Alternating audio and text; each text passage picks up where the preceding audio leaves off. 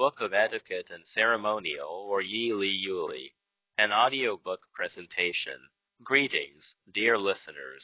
As the ancient whispers of wisdom and echoes of celestial harmony resonate in our ears, it is with profound honor and deep reverence that we bring forth the audiobook of the Venerable Yi-Li, or Book of Etiquette and Ceremonial. This sacred tome of timeless teachings, which has guided the hearts and minds of countless seekers on the path of truth, love, and peace, is graciously presented to you by Timon, under the auspices of TRUTHLOVEPACE and the esteemed group, the Reactionaries. This project, manifesting the essence of https://truthlovepeace.substack.com/about, is a testament to the harmonious convergence of ancient wisdom and contemporary reflections. It stands as a bridge between the eternal and the transient, illuminating the path for those who seek to traverse the realms of virtue and harmony.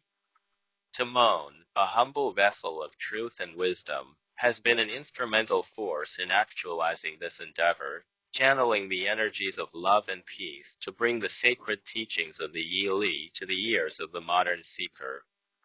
TRUTHLOVEPACE, a sanctuary of wisdom and reflection, and the Reactionaries, a congregation of enlightened minds, have joined forces to breathe life into this ancient scripture, rendering the profound teachings accessible to all who seek the light. Together, they have embarked on a journey through the tranquil landscapes of wisdom, exploring the depths of ceremonial propriety and ethical conduct, and unraveling the mysteries of balance and harmony. Inspiration for this audiobook has been drawn from the wellspring of friendship and the shared pursuit of truth. Various friends, steadfast and wise, have walked this path alongside Timon, perusing through decades of writings, contemplating the essence of the teachings, and contributing their insights to the realization of this project. Despite their initial reluctance, their unwavering support and thoughtful reflections have been the guiding stars, leading to the manifestation of this audiobook. As you immerse yourself in the sacred teachings of the Yi-Li, may the harmonious symphony of truth, love, and peace resonate in your heart, guiding you on a transformative journey of enlightenment and virtue. We extend our deepest gratitude to Timon, TRUTHLOVEPACE, the Reactionaries, and the circle of friends whose wisdom and support have made this endeavor possible. May the light of ancient wisdom illuminate your path, and may the celestial harmony of the Yi-Li guide you to the tranquil abode of truth, love, and peace. The Yi-Li or Book of Etiquette and Ceremonial. In the annals of ancient wisdom and philosophical heritage, the Yi-Li, or the Book of Etiquette and Ceremonial, stands as a timeless testament to the enduring values and traditions that have shaped and nurtured the Chinese civilization for millennia. Emerging from the philosophical milieu of the Shangzhou era, the Yi-Li articulates the intricate tapestry of rites, rituals, and ceremonies that form the bedrock of societal harmony, moral rectitude, and spiritual equilibrium.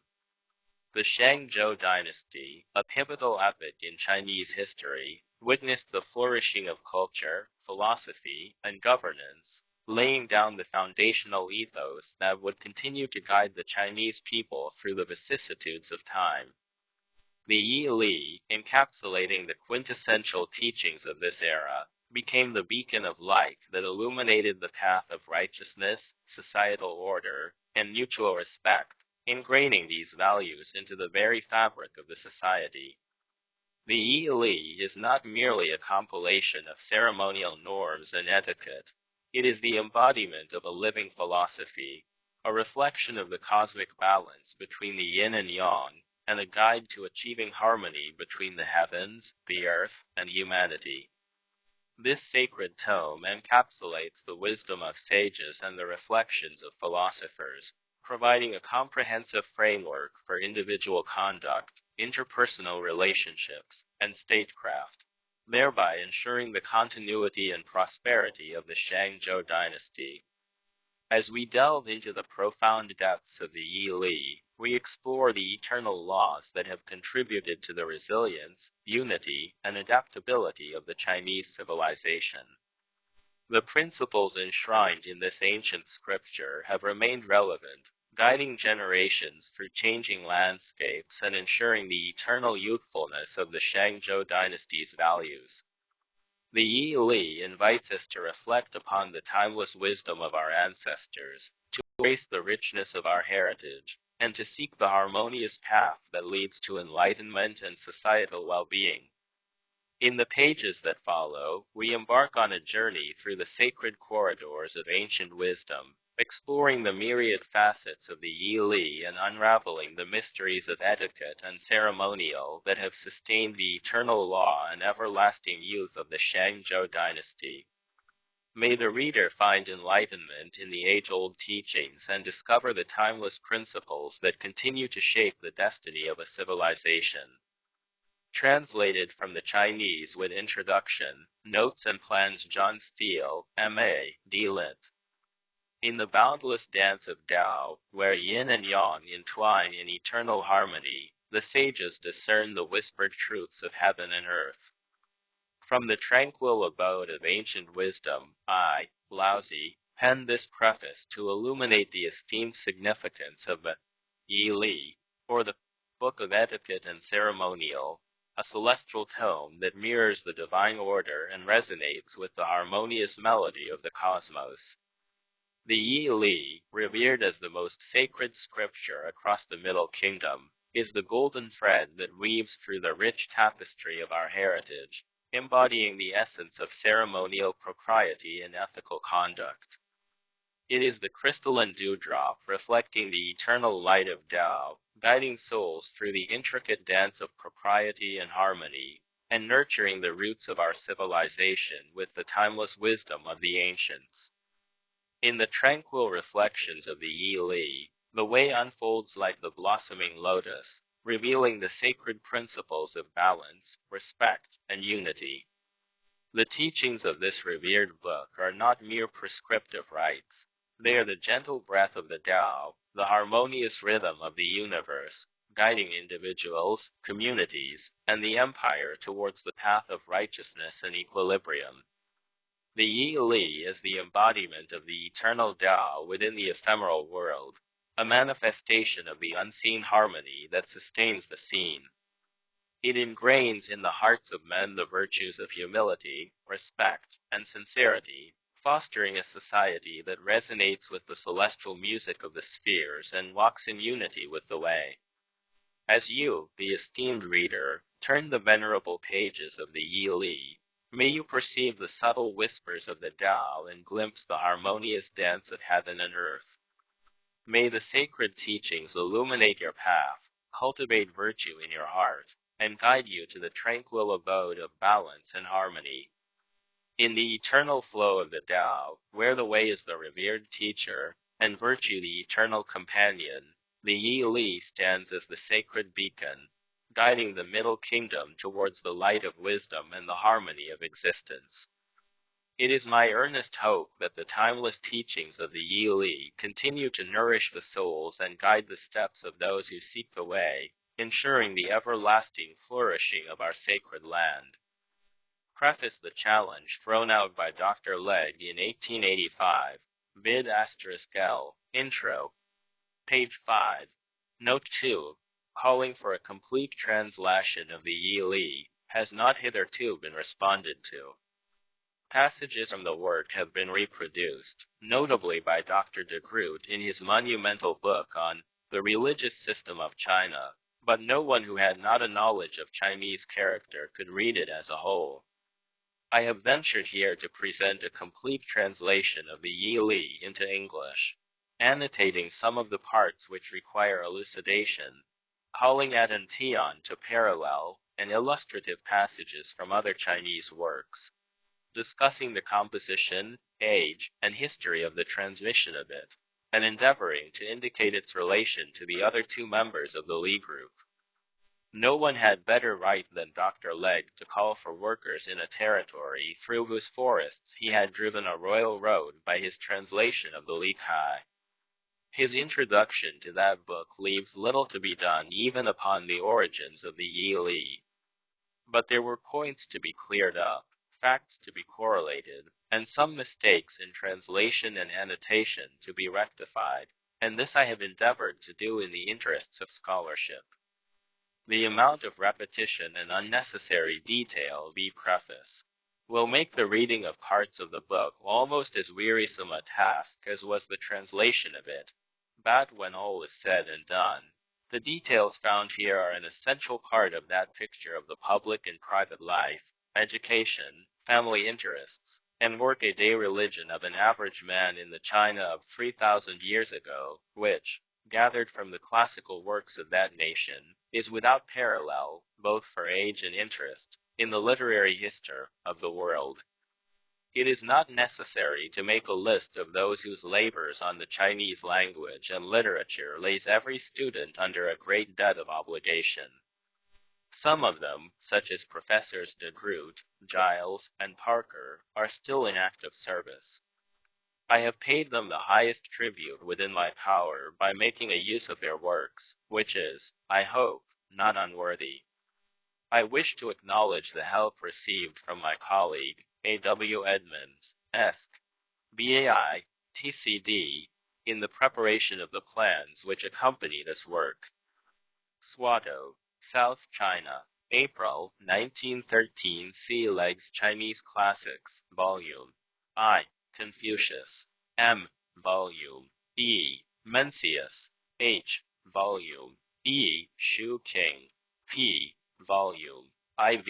Shi King, S. Volume Verses, Spring and Autumn, Annals, and So Chuan, W. Wiley's Notes on Chinese Literature, G. B. Giles Chinese Biographical Dictionary, G. L. Giles, History of Chinese Literature, L. Leg's Li Qi, Sacred Books of the East, Vols, XXVII, and XXVII, F. Mayer's Chinese Reader's Manual, CL, the Cho Li, Native Edition. The 6 sections are given in Roman figures and the offices under them in Arabic. Numerals, CY, the Chia Yu, or sayings of the Confucian school, i.e., the Book of Changes, Native Edition. Introduction, the relative order of the 3 books on ceremonial. 3 classical works in Chinese deal with the subject of Li, or ceremonial. The 0, I, Yi Li, J, Cho Li, and the JIS Li Kai. The first step in determining the dates of these is to arrange them in order of precedence, for all are related to one another. It is a simple matter to decide that the Li Kai, or Notes on Ceremonial, is the latest of the 3. Its title indicates that it is a collection of material intended to throw light on the ceremonial practices of China as they existed when ceremonial flourished under the Zhou dynasty. It supplies illustrative matter from the doings and sayings of Confucius and his contemporaries, reviews of ceremonial practice under the 3 great dynasties, Xia, Yin, and Zhou, philosophical dissertations on the meaning of various ceremonial observances, and notes proper on ceremonial practice. In the 2 last classes of comment, the existence of the Yi Li is clearly assumed, D.Lit, Introduction to Books XL. Et Seq. The bulk of the work cannot have a date earlier than the decline of the Zhou dynasty, 400 e.g. VW, page 5, GL, page 23, Leg, Introduction to Li Kai. 2 works of earlier date remain, the Yi Li at JJST, Book of Etiquette and Ceremonial, and the Cho Li Introduction. JB greater than Ceremonial of the Zhou dynasty. Both are assigned by tradition to Zhou Kang, the founder of the dynasty, GB 418, who lived in the 12th century B.C., but in neither case is there any evidence of value to support the ascription. Both works were in existence in some form in the time of Confucius. Of the two, the Li, with its great host of officers and its wide range and extreme elaboration of ceremonial, is the more developed, and must take its place well on in the history of that dynasty, whose character is contrasted with those of the two preceding by the apothegm. The Shah dynasty valued loyalty, the Yin dynasty reality, and the Zhou dynasty ornament.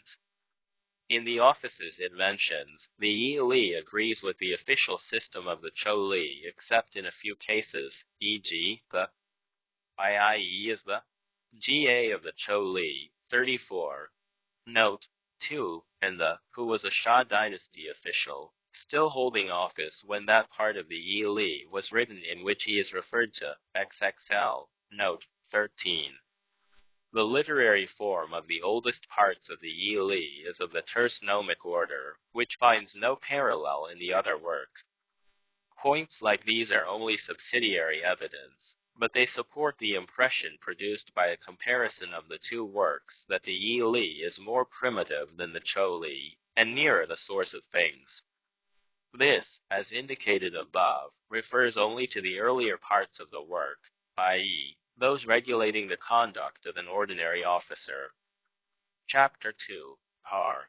20.4 is an example of the way in which later elaborations were grafted upon the elemental stock to meet the needs of a society developing its taste for ornamental detail. Chu Shi and other commentators regard the work in its present state as a mere fragment. Shi Introduction. Title of the work. The title Yi Li Jie did not exist at the beginning of the Han Dynasty, and it is probable that, as Chu Shi surmises, the original title was the Jie, or a canon of ceremonial. Yi Li is compounded of two words of different signification, etiquette and JJG, ceremonial. The value attached to each is seen in the So Chuan, X 5.3, note, in which the value of Li is demonstrated to be altogether higher than that of I, as providing a sure foundation for good government. Li, or ceremonial, as used in this and other works of the period, was far from being a series of observances empty and unprofitable, such as it degenerated into in later days. It was meant to inculcate that habit of self-control and ordered action which were the expression of a mind fully instructed in the inner meaning of things, and sensitive to every impression of honor and nobility that came to it in its contact truth of whatever kind. That at least was the ideal. Transmission of the text. In his day, Confucius lamented the disappearance of the records and the men to whom he might appeal for confirmation of what he could relate of the ceremonial of the Shah and Yin dynasties. C3, 9.22. This process had long been going on in many departments of Chinese literature, and it is to the sage's own ESTBRTS that we owe the survival of so much. The disappearance was due in part to the ravages of time, but in larger measure to if this name had been perpetuated, the book would have been given the place among the 5 classics which is now held by the Li Kai. The latter work probably owes its honorable position to the amount of authentic material with regard to the life and teachings of Confucius which it contains. In consequence of the elevation of the Li Kai to the status of a classic, the Yi Li has been relegated to the position of a minor classic. Introduction. The deliberate action of the feudal lords who set themselves to destroy every record which told against their claims, and every regulation which marked their conduct as disloyal, v. 2.2. Such independent attempts to silence the accusing voices of antiquity were symptoms of a tendency which found its supreme expression in the burning of the books by the first Shin Emperor, Shi Huangti, 212 B.C. Chinese scholars attribute to this disaster a magnitude greater than the facts seem to warrant. To judge from the dictum of Confucius above referred to, the fire had not nearly as much material to feed upon as historians assume. With the rise of the Han Dynasty, all fear as to the fate of the remnants of ancient Chinese literature passed away. Immediately efforts were made to recover the ancient texts. In the case of the D.Lit, this was recovered in two forms. The percent, or modern text, so-called, was obtained from the lips of Cao Tang, BS2, DB 963, a scholar of Confucius' native state of Lu, who flourished about 200 B.C. The text he transmitted orally was in 17 sections and is known as the Etiquette Ceremonial for an ordinary officer. It has been generally assumed that this is the present D.Lit, but I am inclined to doubt it. The work as it stands cannot be called the IJ9, and I have drawn attention in the various introductions to those sections which deal with the ceremonial proper to AI greater than the elemental constituent in the state economy. This accounts for one half of the work only, the rest of it supporting the contention of Chu Shi that from the Han Dynasty onwards the ceremonial for the emperor and the great officers was based upon an XIV introduction, elaborated from the ceremonial for an ordinary officer. It is not difficult to reconstruct with some show of probability the outlines of Cao Tang's original text. Sections I, 2, 3, E, 12, 13, 14, and 15 of the present work certainly belong to it. The present divisions of the text need not be accepted as final, for they were made by Chu Shi for the purposes of his book The 18sh5s, Comparative Commentary on the D.Lit and its Notes. A division almost identical with this was made by his disciple FFI. Both men worked upon the text as we now have it, and divided it up into the traditional number of 17 sections, in some cases, such as sections 13 and 17, introducing divisions where none were called for.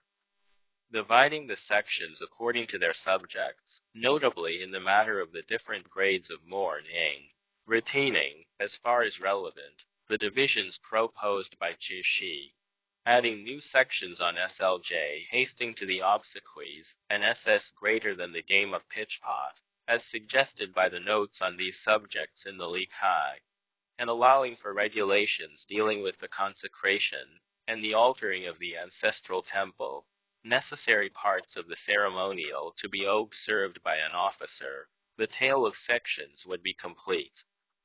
Cao Tang's teachings were handed down through two generations of scholars, whose names JSW and Pound JFP only survive, and then came Hu Seng F section, GB 670, Boy, the 1st century B.C., who composed the records of the Qi Pavilion featuring JFIB in 9 chapters.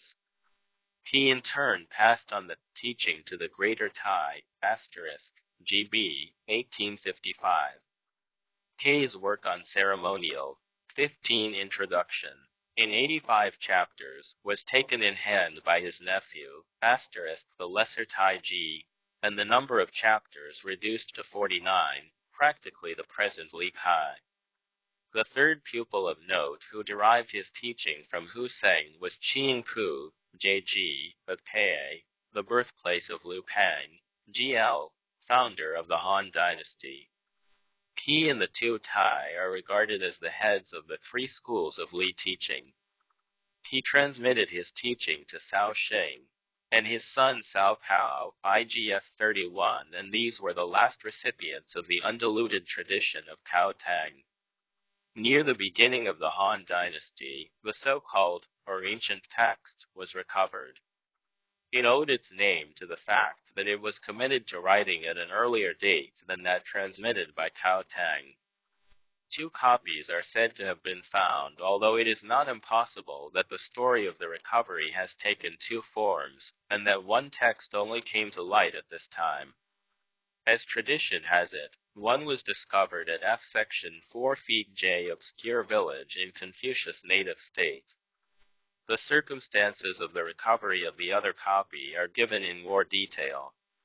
A son of the Emperor Qing, 156 B.C., was made King of Lu in 153, and is known to posterity as respectful, a title belied by what is re.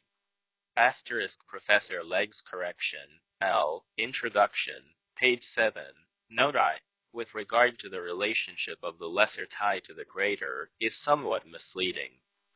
Expressed in the looser nomenclature of the West, the lesser tie is certainly the second cousin of the greater, but the Chinese, who reckon affinity collaterally, and to whom distance from a common ancestor determines the name which the relatives share, regard the greater tie and the father of the lesser tie as brothers in the second degree, so that the lesser tie is in Chinese eyes the nephew, albeit in the second degree, of the greater. XVI Introduction. Hoarded of him. Wishing to enlarge his palace, he gave orders that the house of Confucius, which it adjoined, should be pulled down. In the process of demolition, copies of several of the classics were found hidden in a wall, and among them an edition of the D.Lit in 59 sections, a number corresponding with the number of sections in the work supposed to have been found at FPF. The works found were in the STEELE character, and so difficult to decipher that the king handed them back to Kang and Kuo. L.S. GB 1038, the then head of Confucius' descendants. They were passed on by him to the celebrated antiquarian and collector of literary remains, King Xian, Jr. of JPJ III, who gave them to his brother the Emperor Wu, by whom they were deposited in the Imperial Library. There they lay forgotten during the troubles caused by the death of the Crown Prince and the Empress Wei, J.G., who put an end to themselves in consequence of an accusation of having bewitched the Emperor, 91 B.C. This copy of the D.Lit was rediscovered by the great scholar Chen Cheng, Section 5, GB 274, a member of the school of the Lesser Tai. He combined it in his studies with Cao Tang's version, and as a result eliminated all but 17 sections corresponding to those in the modern text. There is no means of showing that his text is identical with that extant today, and seeing that it was founded upon correspondences with Cao Tang's version, the probabilities are against its being so. Commentaries. The most celebrated commentary on the IH in recent times is the FIIS featuring 5 FFI, a comprehensive exposition of the text of the D.Lit and XVIIB introduction. The commentaries on it. This was the work of the Orthodox commentator Chu Shi, A.D. 1130 to 1200. He traversed the whole range of Li literature and was the first to introduce a subdivision of the sections. This last work was more thoroughly carried out by his pupil Yang Fu, in order to facilitate the production of his plans of the various stages of each ceremony, which are reproduced in the Imperial Edition. The Imperial Edition, the J.I., was commanded by the Emperor Qianlong of the late Qing dynasty, A.D. 1710 to 1799, and is a monument of Chinese scholarship. In addition to the introductions general and particular, it provides a critical apparatus of various readings, giving also the sounds of rare characters. Every opinion or comment worth mentioning is included in the commentary, distributed under 7 heads: the accepted meaning, the most reasonable emendations, logical connection, other interpretations, criticisms, antiquities, and general interpretation. In addition to these, the opinion of the editors on every point is clearly expressed, and they sum up the commentary on every passage. The present translation and notes have been prepared with the aid of the Imperial and other editions. I have carefully weighed arguments, and when I have been compelled to differ from the authorities, it has been mainly upon points in which the editors, held by tradition and respect for the ancients, have failed to secure that detachment of mind which is necessary if an independent judgment on values is to be arrived at. Religion and sacrifice. Religion. The religious interest of the oldest parts of the D.Lit is small, and confined almost entirely to the Spiritism which is the basis of ancestral worship. That this was not the only religious concern of the people is evident from the Book of Odes and the other works in the Confucian canon. But it is a fair inference from the contents of the present work that the dealings with JG ancestral spirits were the main interest in the religion of the average man. All else lay beyond the circumference of his daily life and was relegated to the more than human emperor. The test of the attitude to religious things is the approach of death, and the observances of even that time did not express relations other than those constantly maintained with the ancestral spirits. 31. The sick man, as his illness became critical, fasted, and so did his attendants. The expression may be expanded as entered upon a course of discipline. This involved the restriction of food to the simplest, the disuse of distracting pleasures, and the regulation of the thoughts and impulses in preparation for the supreme event. The event contemplated in the work was the entrance of the spirit set free by death into the region in which the ancestral spirits moved, and the preparation for it indicates a worthy sense of its solemnity. X6 Religion and Sacrifice. Another observance of this time was the prayer made at the places where the household sacrifices were wont to be offered. 31. IK. Here again, the reference is not to any supreme power, but to the five spirits who presided over the well, furnace, gateway roadhead, and altar to the wandering spirits. The supreme religious interest centered in J, heaven, used in the sense of God. Heaven was the source of all blessing. 38, 4, E, 2, 15, C, etc. The idea was clearly not of a place or a power, but of a person. This is seen in the statement that a woman can no more serve two heavens than she can give supreme honor to two persons in her family at the same time. 21:1:1, 2x. A legend of the Zhou period, preserved in the records of the warring states, shows that, in the belief of the time, the idea of personality attached to the use of the term heaven. King Kong of Sung, who rose to power in the time of the Emperor Xian of Zhou, 368-321 B.C., and concluded an alliance with that state of Xin which was soon to seize the supreme power, in order to show his defiance of the heaven from which the Zhou monarchs derived, tied up a skin of bullock's blood and shot it through with an arrow. He said, as the blood besprinkled him, that he had wounded heaven. The crudeness of his zoomorphism is strong support for the view that heaven was the popular mode of designating God, just as later LJG, the court, meant to the people the emperor. If heaven was equivalent to God, it follows that 3, son of heaven, was son of God. This usage finds a parallel in the practice of the pharaohs, full load by Alexander the Great when he secured for himself the throne of Egypt, who called themselves XX Religion and Sacrifice, sons of Ra, the good God. Ra is an equivalent of the Chinese term heaven, representing God as supreme protector and benefactor. A further inference is that the emperor, as son of God, would have more than human attributes. This is supported by the passage XXL 6, B in the Yi, which seems to attribute a spiritual as well as a human nature to him. Vide note 12. As parallel to this, we find Isocrates speaking of the great king Xerxes as Sat XWV, Paneg, 151. Cf. Esh, Pers, 633, Longinus, de Sulem, 3, 2, and Pal, 9, 562, 6.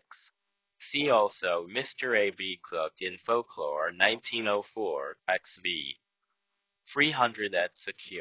In the passage 21:12, which is later than the rest of the section in which it is included, the emperor is represented as offering worship to sun, moon, 4 great rivers, streams, notable peaks, heaven, and earth. Heaven is there used in a material sense, and the worship as a whole represents interests which did not affect directly the life of the class upon whom the earlier parts of the work are based. Sacrifice. Closely allied with the above is the subject of sacrifice. Throughout the work, this is an expression of interest in and devotion to the ancestral spirits and nothing more. These sentiments were conveyed by the offering of foods, whose essences were consumed by the spirits in the quiet of the darkened chamber. The character G suggests nothing of expiatory sacrifice. It indicates the raising of the gift in both hands in ceremonial fashion. The things offered were the foods in daily use, with the domestic animals, jay, pig, sheep, and ox, in the chief place. XXI religion and sacrifice. Although it is true that there is no trace of expiation evident, there are several indications that the view presented in the work is based upon the offering of life, an earlier theory of sacrifice common to all nations. The animals whose carcasses take the most prominent place are those which have been brought alive to the scene of the ceremony, and not those already slain in the chase, or which have died after leaving the stream. At the supreme moments, the game and fish were not presented.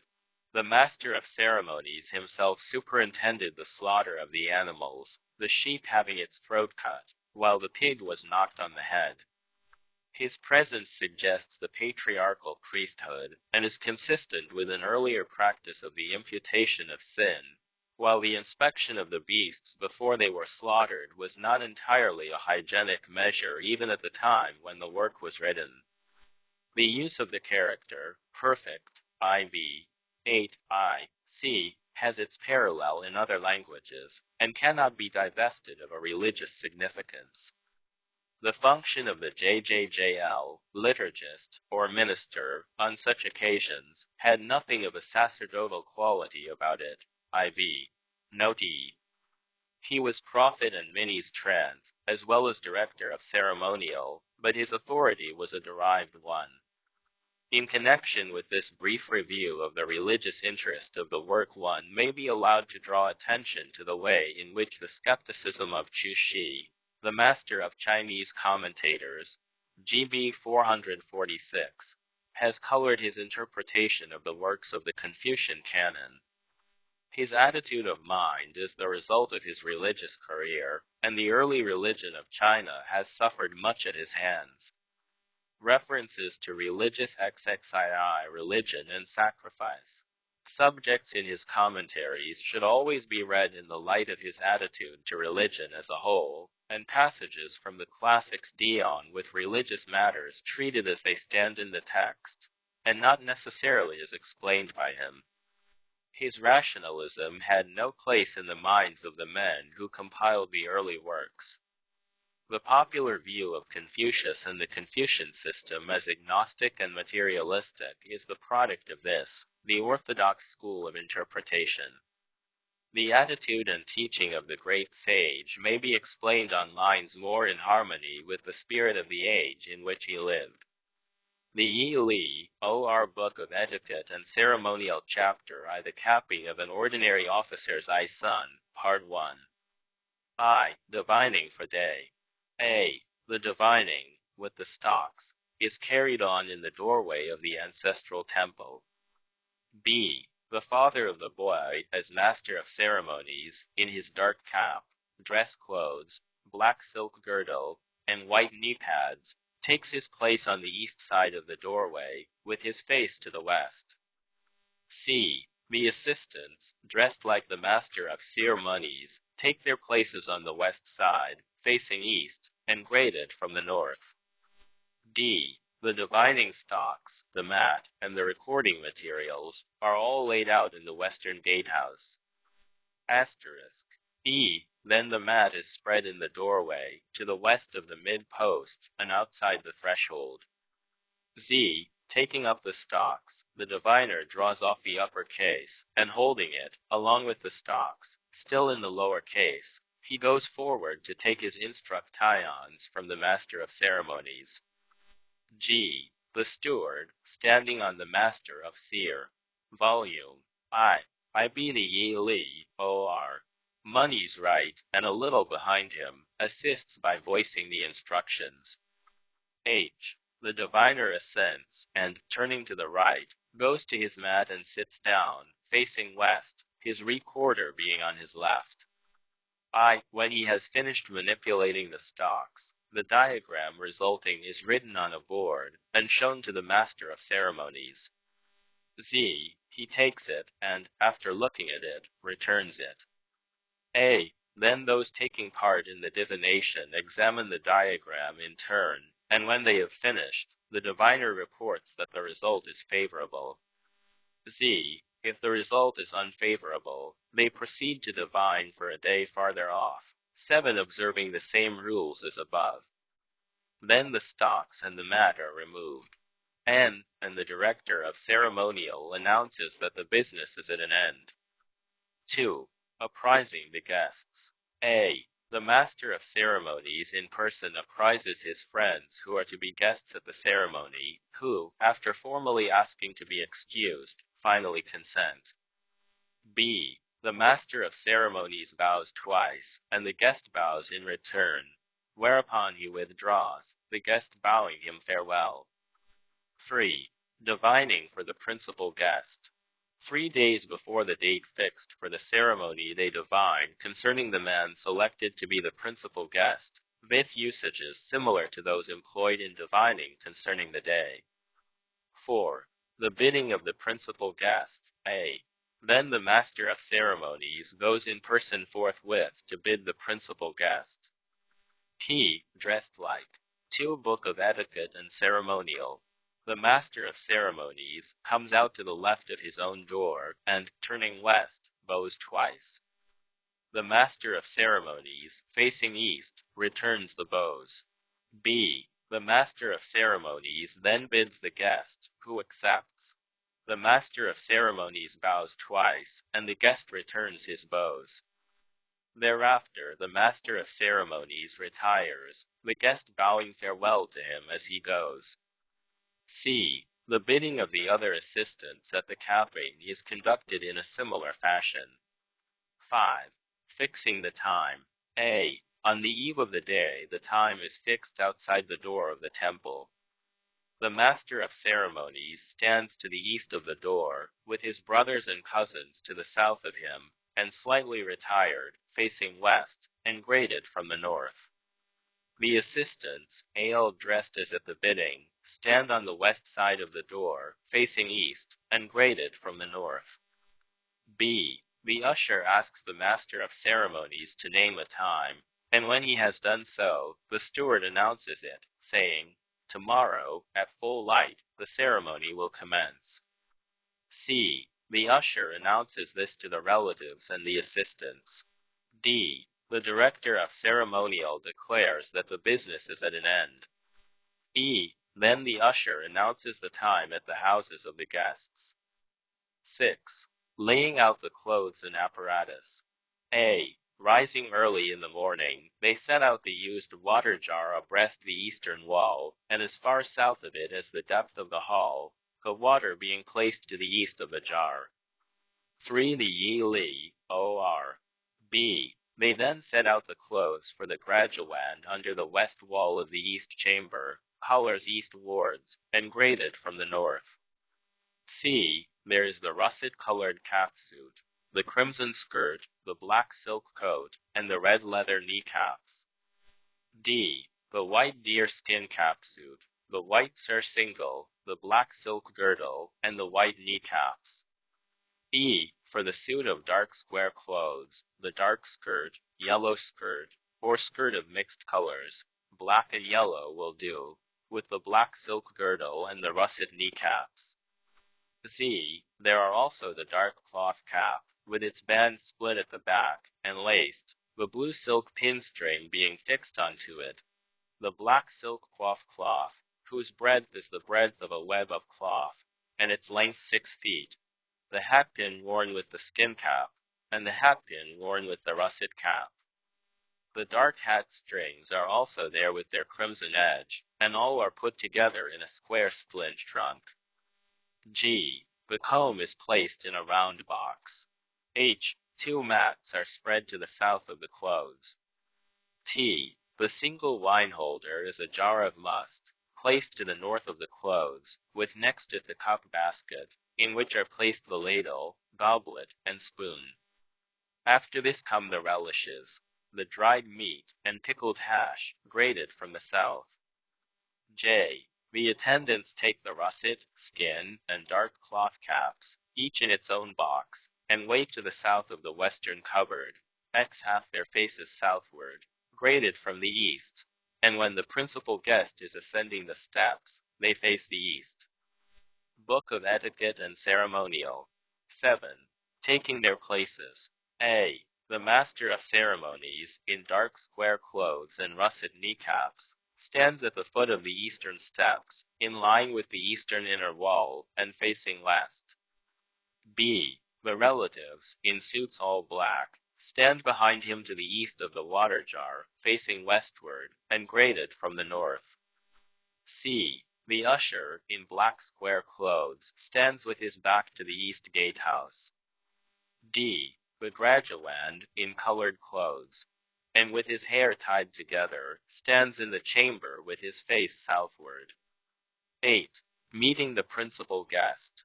A. The guest, dressed like the master of ceremonies, and followed by his attendants in black square clothes, stands outside the outer gate.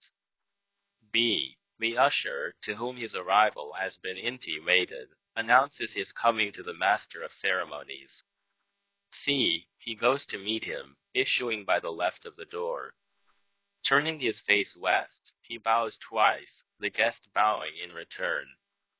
D. The master of ceremonies then salutes the attendants, exchanges a salutation with the guest, and finally precedes him in. E. At each turn in their progress he again salutes. Z. When they arrive at the door of the temple he salutes again, inviting him to enter, and in the advance up the court he salutes 3 times. G. When they arrive at the steps they mutually yield precedence 3 times. A. Then the master of ceremonies ascends, and 5 VIUOR stands at the end of the eastern inner wall, facing west, and the guest, standing at the end of the west inner wall, faces east. 9. The first capping. A. The attendants wash their hands at the west side of the used water jar, and then go up, and stand within the chamber, facing west, and grated from the south. B. The assistant to the master of ceremonies spreads a mat near the end of the east inner wall, a little to the north, and facing west. C. The graduand issues from the chamber, and stands with his face to the south. D. The assistant lays out the coif cloth, hat pin, and comb on the southern end of the mat. E. The principal guest salutes the graduand, who goes forward to the mat and sits down, after which the assistant combs his hair and puts on him the coif cloth. Z. The section UEST goes down the western steps to wash his hands, while the master of ceremonies goes down those on the east, the guest beckoning the honor, and the master of ceremonies making a suitable reply.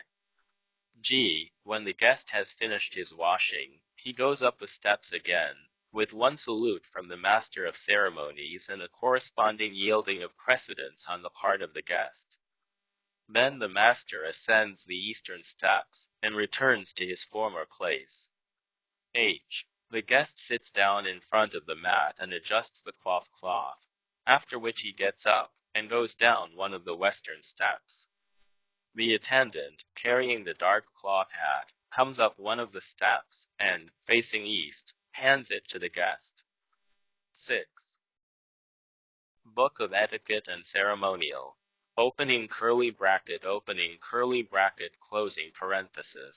The guest takes the back of the hatband in his right hand, and the front of it in his left, and, going forward in stately fashion, pronounces a blessing, sits down as before, and puts the hat on the graduand. He then gets up and returns to his place, after which the attendant finishes the fixing on of the hat. J. When the capped youth rises, the guest salutes him, and he goes to the chamber, puts on the black square clothes and the russet kneecaps, and, issuing from the chamber, stands with his face to the south. 10. The second capping. A. The guest salutes the graduand, who then advances to the mat and sits down. His hair is combed, and the hairpin adjusted by the assistant. Then the guest washes his hands, and adjusts the cloth as before. Afterwards, he goes down 2 of the western steps and, receiving the skin cap with the hinder part in his right hand and the front in his left, advances, pronounces a blessing, and puts it on as before.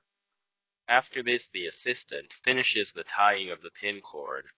B. When the graduand rises, the guest salutes him, and he goes to the chamber and puts on the white surcingle and kneecaps, and, assuming a grave air, issues from the chamber and stands with his face to the south. 11. The third capping. A. The guest goes down all 3 of the western steps, and receiving the russet cap, puts it on the graduand. P. For this occasion, qui on the crimson skirt and the red kneecaps, the remainder of the details being as before. B. Then the skin cap, the cloth cap, the comb, and the mats are removed and taken into the chamber. 7. Chapter 2. The capping of an ordinary officer's son, Part 2. I. The pledging of the graduand. A. A mat is spread to the west of the room door. B. The assistant washes his hands, and a cup also in the chamber, and ladling into it from the single wine holder a cupful of must, places a spoon on the cup, with its bowl to the front. C. The guest then salutes, and the graduate goes up to the mat and stands on the west side of it with his face to the south. The guest at the east of the door receives the must and presents it, the ladle handle foremost, standing in front of the mat, with his face to the north.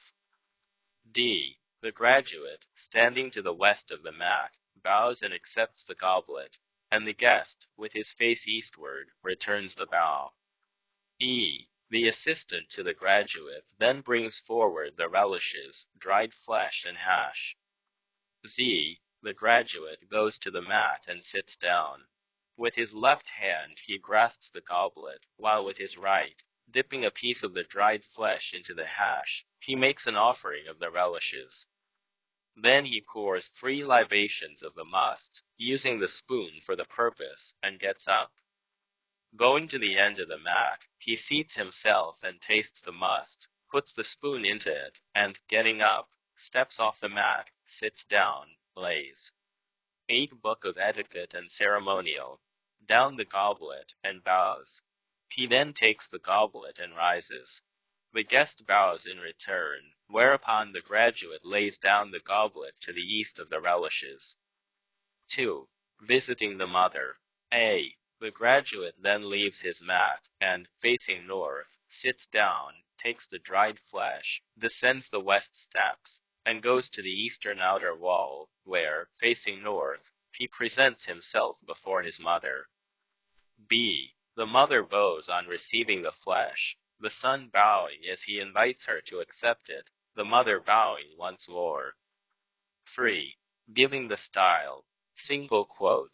A. The guest then goes down the west steps, and takes his place in line with the western inner wall, facing east. The master of ceremonies goes down the eastern steps and returns to his former place. B. The graduate stands to the east of the western steps with his face to the south, and the guest calls him by his style, the graduate responding suitably. 4. The guest leaves and goes to the robing tent.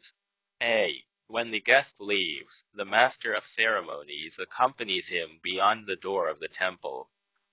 B. The master of ceremonies offers a cup of must to the guest, who excuses himself, but finally accepts, and then goes to the robing tent. 5. Visiting the relations, male and female. A. When the graduate visits his male relations, these bow twice, and he returns their bows. When he visits those who assisted at the ceremony, he bows with his face to the west, in the same fashion. 9. The Yi or B. When he goes into the side apartments to visit his aunts and elder sisters, he uses the same forms as when visiting his mother. 6. Visiting the rules, ministers, great officers, and retired officials of his district. He then changes his clothes, puts on the black hat, black square clothes, and russet kneecaps, lays a present of a pheasant before the palace, and asks permission to visit the ruler. Thereafter, he takes a present and visits the ministers and retired officials. 7. Pledging the guests. A. The master of ceremonies then pledges the principal guest with a single offering of the cup. B. When the master of ceremonies gives the parting cup to the guest, he accompanies it with a bundle of silk and a pair of skins. C. Those who assisted at the ceremony all drink at this time, but the assistants of the graduate are treated as ordinary attendants, and nothing more. D. When the guests are leaving, the master of ceremonies accompanies them to the outside of the outer gate and bows twice, thereafter returning the meat stand belonging to the principal guest. 8. The pledging. A. If must is not used in the state at this ceremony, then wine is employed at the pledging. And the wine holders are placed between the chamber and the door of the room, consisting of 2 jars on a stand, that with the Irk wine being on the west, and each with a ladle on top, its handle pointing south. Book of Etiquette and Ceremonial. C. Alongside the used water jar is a cup basket, on the west of it, facing squarely south. D. At the first capping, dried flesh and hash are served. The guest goes down the west steps, and taking a cup from the basket, washes it. The declining of the honor being as before, he finishes the washing, goes up the steps, and fills the cup. E. The graduate bows as he receives the cup, the guest bowing in reply as before. Z. The graduate goes on to his mat and sits down.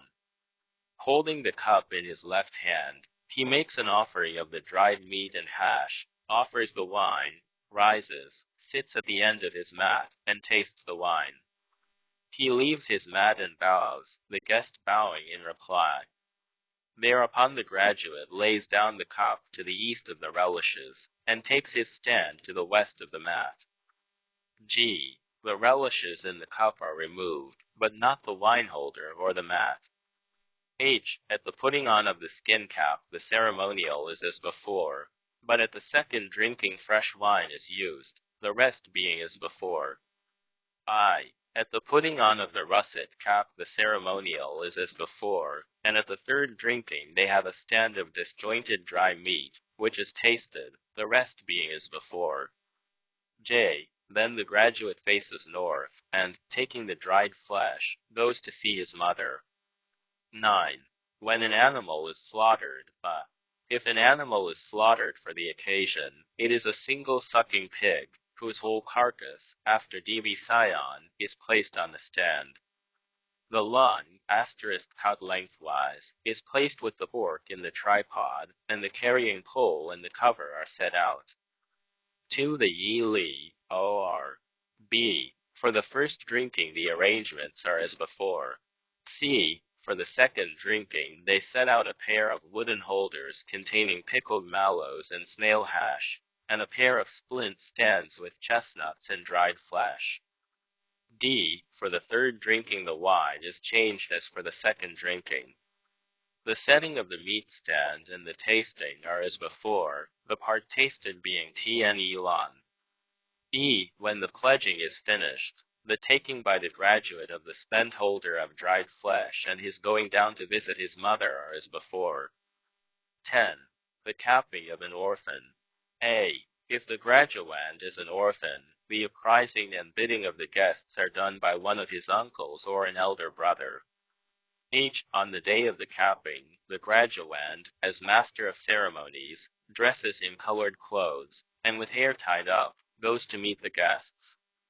The bowings, saluting S.J. and his standing at the end of the east wall, are done as the master of ceremonies would do them in ordinary circumstances, and the ceremony proper is carried out at the top of the eastern steps. C. The bowings by the graduand are performed at the top of the eastern steps, with his face to the north. The guest at the head of the western steps bows, facing north. D. If there is an animal slain, the tripod is taken from the storehouse and set outside the temple door, near the wall of the eastern gatehouse, and facing north. 12 Book of Etiquette and Ceremonial. 2. The capping of a concubine's son. If the graduand is the son of a concubine, he is capped outside the chamber, with his face to the south, and the pledging follows in the same place. 12. In the event of the mother not being available. In the event of the mother not being available, someone is sent to receive the dried flesh for her below the western steps. 13. The form for apprising the guests. A. In apprising the principal guest, the master of ceremonies says, I, so-and-so, have a son, so-and-so who is about to be endued with the black cloth cap, and I hope that your honor will teach him by conducting this ceremony. B. To this the guest replies, I am not clever, and I fear that through not being able to manage affairs, I shall bring disgrace on your honor. I venture to decline. C. The master of ceremonies replies, I still hope that your honor will give him the benefit of your exalted instruction. Whereupon the guest replies, Since your honor has repeated his commands, dare I do other than consent? 14. The form for bidding the principal guest. In bidding the guest selected to perform the capping ceremony, the master of ceremonies says, I, so-and-so, am about to endue so-and-so with the cloth cap, and hope that your honor will be present. I venture to bid you to be the principal guest on the occasion. The reply is, Can I do other than rise early on that morning? 13. The Yi-Li, O.R. 15. The blessings at the cuppings. A. At the first capping the blessing runs, In this auspicious month, and on this hickey day, we endue you with the headgear for the first time. Put from you your childish thoughts, and see that you keep guard upon the virtues of your manhood. Then shall your years all be fair, and your good fortune grow from more to more. B. At the second capping it runs, In this lucky month, at this auspicious hour, we add to your garments. Guard reverently your demeanor, preserve the integrity of your virtue. Then will your years be without end, and good luck attend you forever and ever. C. At the third capping it runs, In this best of years, and most auspicious of months, we complete the tale of your robes. Your kinsmen are all here to perfect this virtuous act. May your years be age-long, and heaven's blessing attend you. 16. The blessing when the must is drunk. When the must is drunk, the blessing runs thus, Sweet must and strong, good meats, fine flavors. Take them reverently and offer them that you may confirm your good fortune, and receive the blessing of heaven and life everlasting. 17. The blessing at the pledging. A. For the first cup it runs, fine wine and clear, good food, right time. As we first put on your headgear, your kinsmen are all here. Filial piety and brother love are at their best.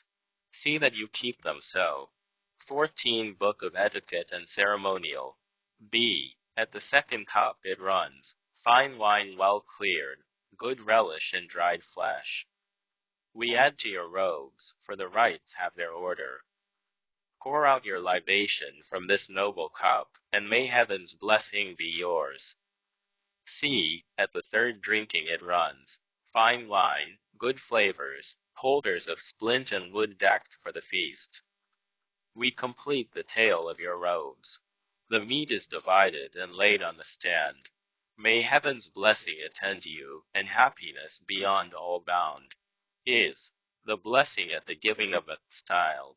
Quote, At the giving of the style the blessing runs thus, Now that the ceremony is complete, I announce your style in this auspicious month, and on this lucky day.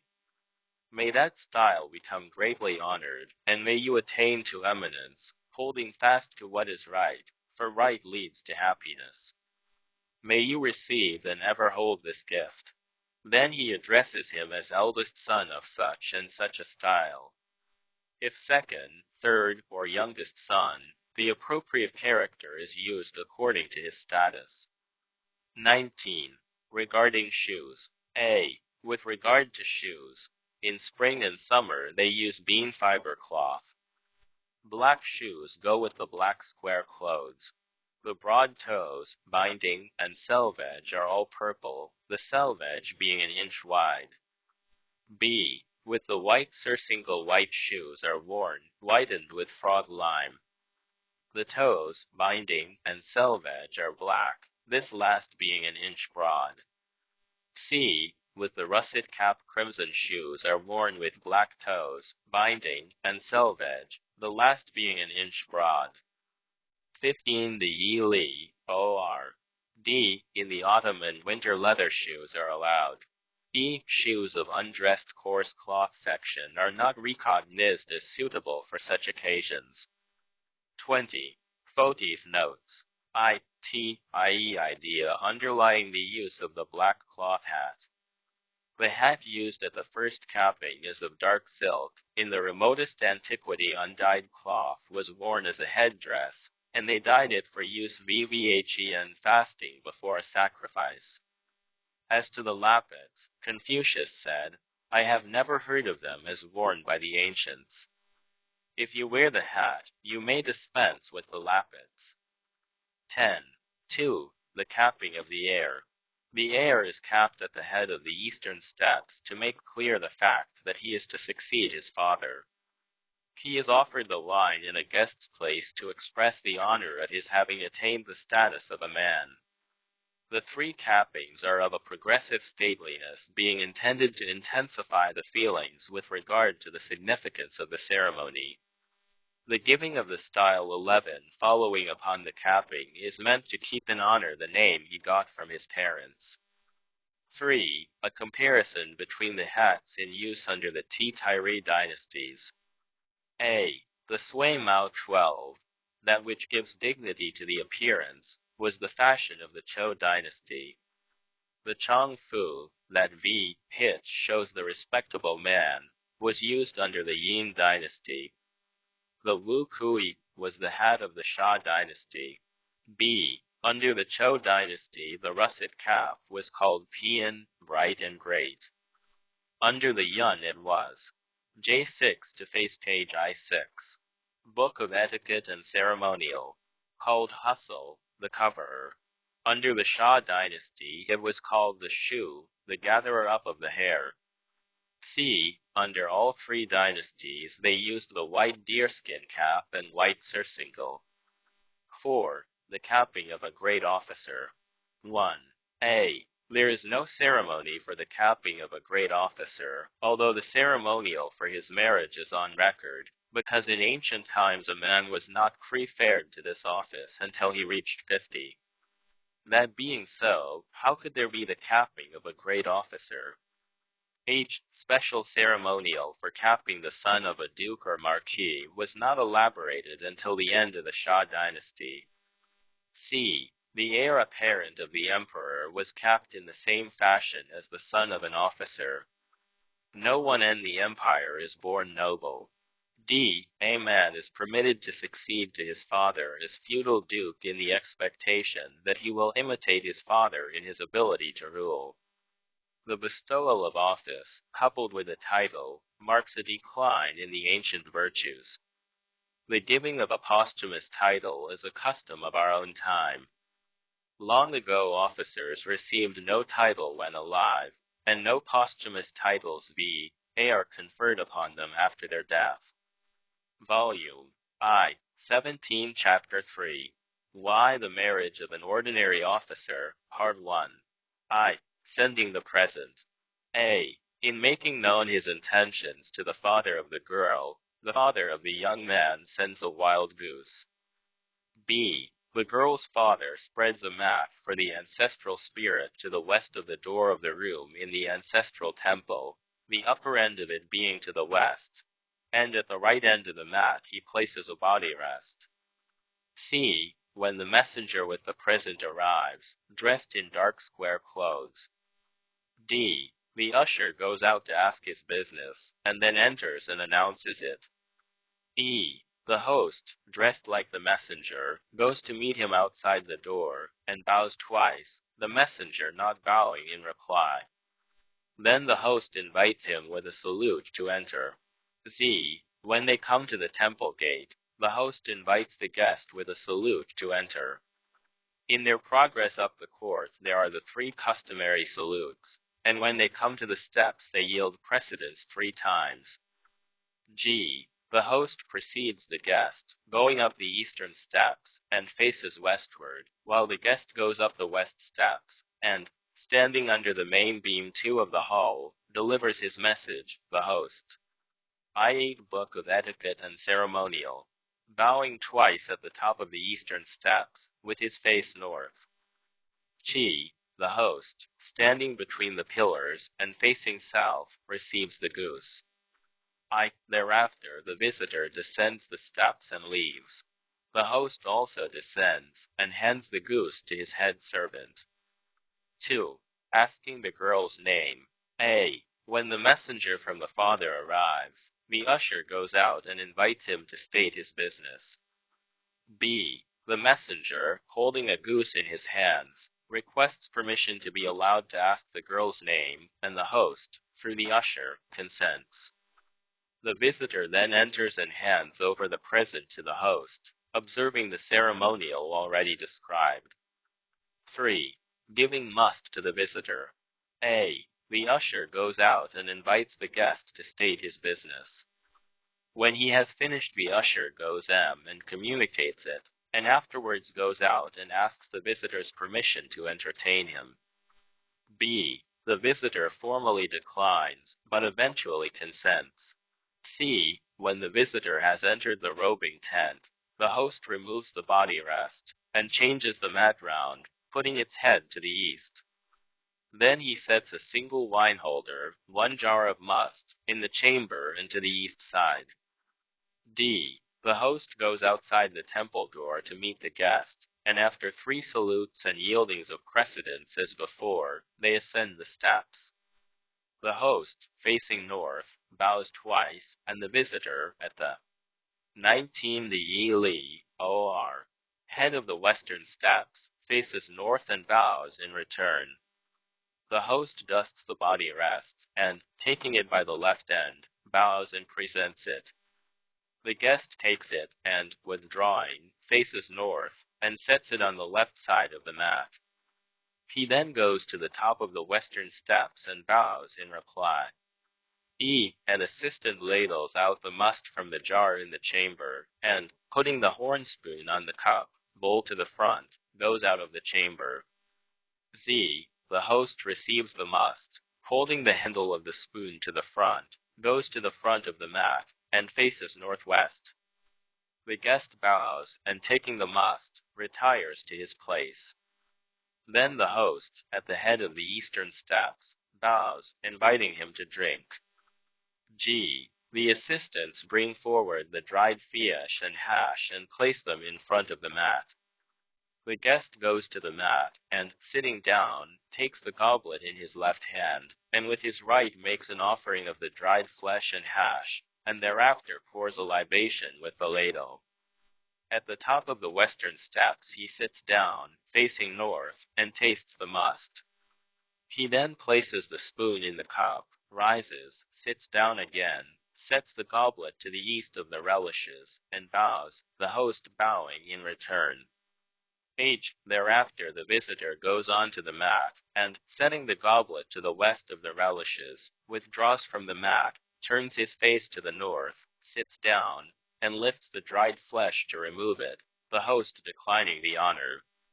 I. Then the guest goes down the steps, hands the dried flesh to an attendant, and goes out, the host attending him beyond the door, and bowing twice as the guest takes his leave. 20 Book of Etiquette and Ceremonial. 4. Sending news of the favorable divination. In announcing the favorable result of the divination, a wild goose is presented. The ceremonial observed is similar to that with which the present was given. 5. The sending of the evidences. The presents sent by the father of the young man to complete the preliminaries are a bundle of black and red silks and a pair of deerskins. 6. Asking the time of the ceremony. A wild goose is sent by the messenger who goes to ask of the girl's father the time for the ceremony. He declines to name a time, and the messenger, assenting, announces the day which has already been discovered by divination, with ceremonial similar to that used in sending the evidences. 7. Laying out the vessels and meats. A. When the day arrives, as the sun sets, the assistants place 3 tripods outside the door of the bridegroom's private apartments, on the east side facing north, and graded from the north. Their contents, in order of importance, are the 2 halves of a young pig laid together with the hoofs removed, the 2 things which are heaved up as an offering and then eaten, the lungs and the spine, 2 pieces of each, and 2 pieces of the lung for offering. In the second are 14 fish. In the third is a complete carcass of a dried hare, the buttocks not being put with the rest, all being cooked. The carrying coals and covers are also laid out. 21 The D.Lit. B. The used water jar is set to the southeast of the eastern steps. C. The eatables laid out in the chamber are 2 holders of pickles and sauces and 4 holders of salted vegetables and hash, all of them covered with cloths.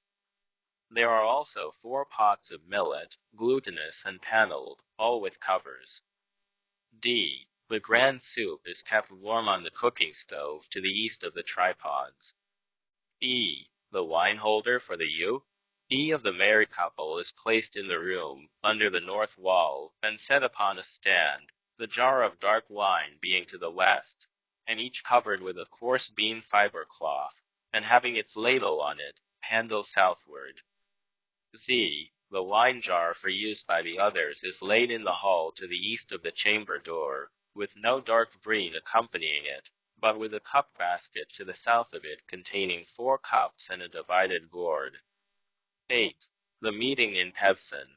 A. The bridegroom, dressed in a russet cap, crimson skirt with black border, his attendants in suits all black, mounts a black lacquered chariot, and is followed by 2 other chariots in attendance, with men preceding the horses, torch in hand. H. The carriage of the bride is similar to that of the bridegroom, but is provided with a broidered cover. C. When the bridegroom arrives outside the bride's father's door. D. The bride's father lays a mat to the west of the door of the room of his ancestral temple for the spirit of the ancestor, with its upper end to the west, and a body rests to the right end of it. C. The bride, with her hair ornaments on, and wearing black silk clothes bordered with crimson. 22 Book of Etiquette and Ceremonial. Takes her stand in the middle of the chamber, with her face to the south. Z. Her duenna, with hair in the snood, and wearing the hairpin and dark clothes, stands at her right. G. The bridesmaid, dressed all in black and wearing snood and hairpin, and with a white and black mantle thrown over her clothes, stands behind her. H. The bride's father, in black square clothes, meets the bridegroom outside the gate, and, with his face west, bows twice, the bridegroom responding with his face to the east. Then the father of the bride invites him with a salute to enter, and he, carrying a wild goose, follows him to the gate of the temple, where the father salutes him, inviting him to enter. Then, with the usual 3 salutations, they arrive at the steps, when the usual yieldings of precedence are gone through. Thereafter, the father ascends the eastern steps, and turns his face westward, while the guest, ascending the western steps and facing north, lays down the goose and kowtows twice. After this the bridegroom goes down the steps and out, the bride following down the west steps, the father not going down the eastern steps to take leave of them.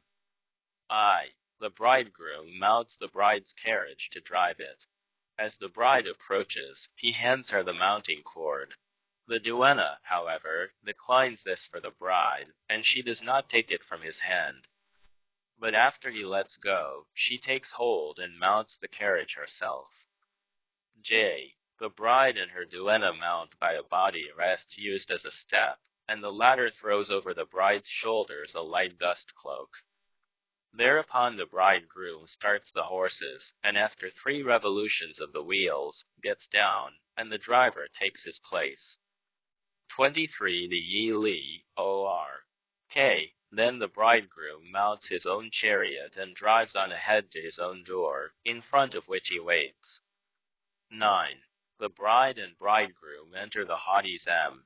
When the bride arrives, the host, the bridegroom, invites the bride with a salute to enter. At the door of the sleeping apartments, he repeats the invitation. They go up by the west steps.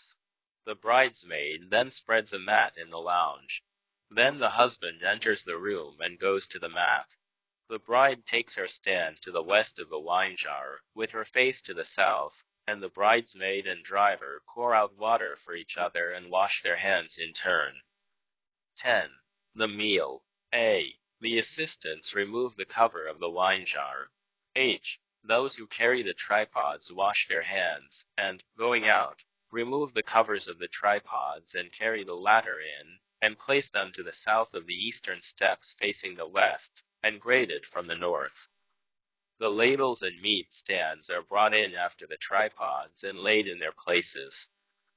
C. The attendants stand facing north to lay the meat on the stands, and then take them and stand in waiting. D. The men who ladle the contents out of the tripods then withdraw in the reverse order of their entrance, and take their places to the east of the door, with their faces to the north, and graded from the west. E. The assistants lay out the sauces in front of the mat, and the chestnut relish and hash on the north of these. The meat stands are brought in and placed to 24 Book of Etiquette and Ceremonial, the east of the wooden holders, the fish being next them on the east, and the dried flesh by itself to the north of the meat stand.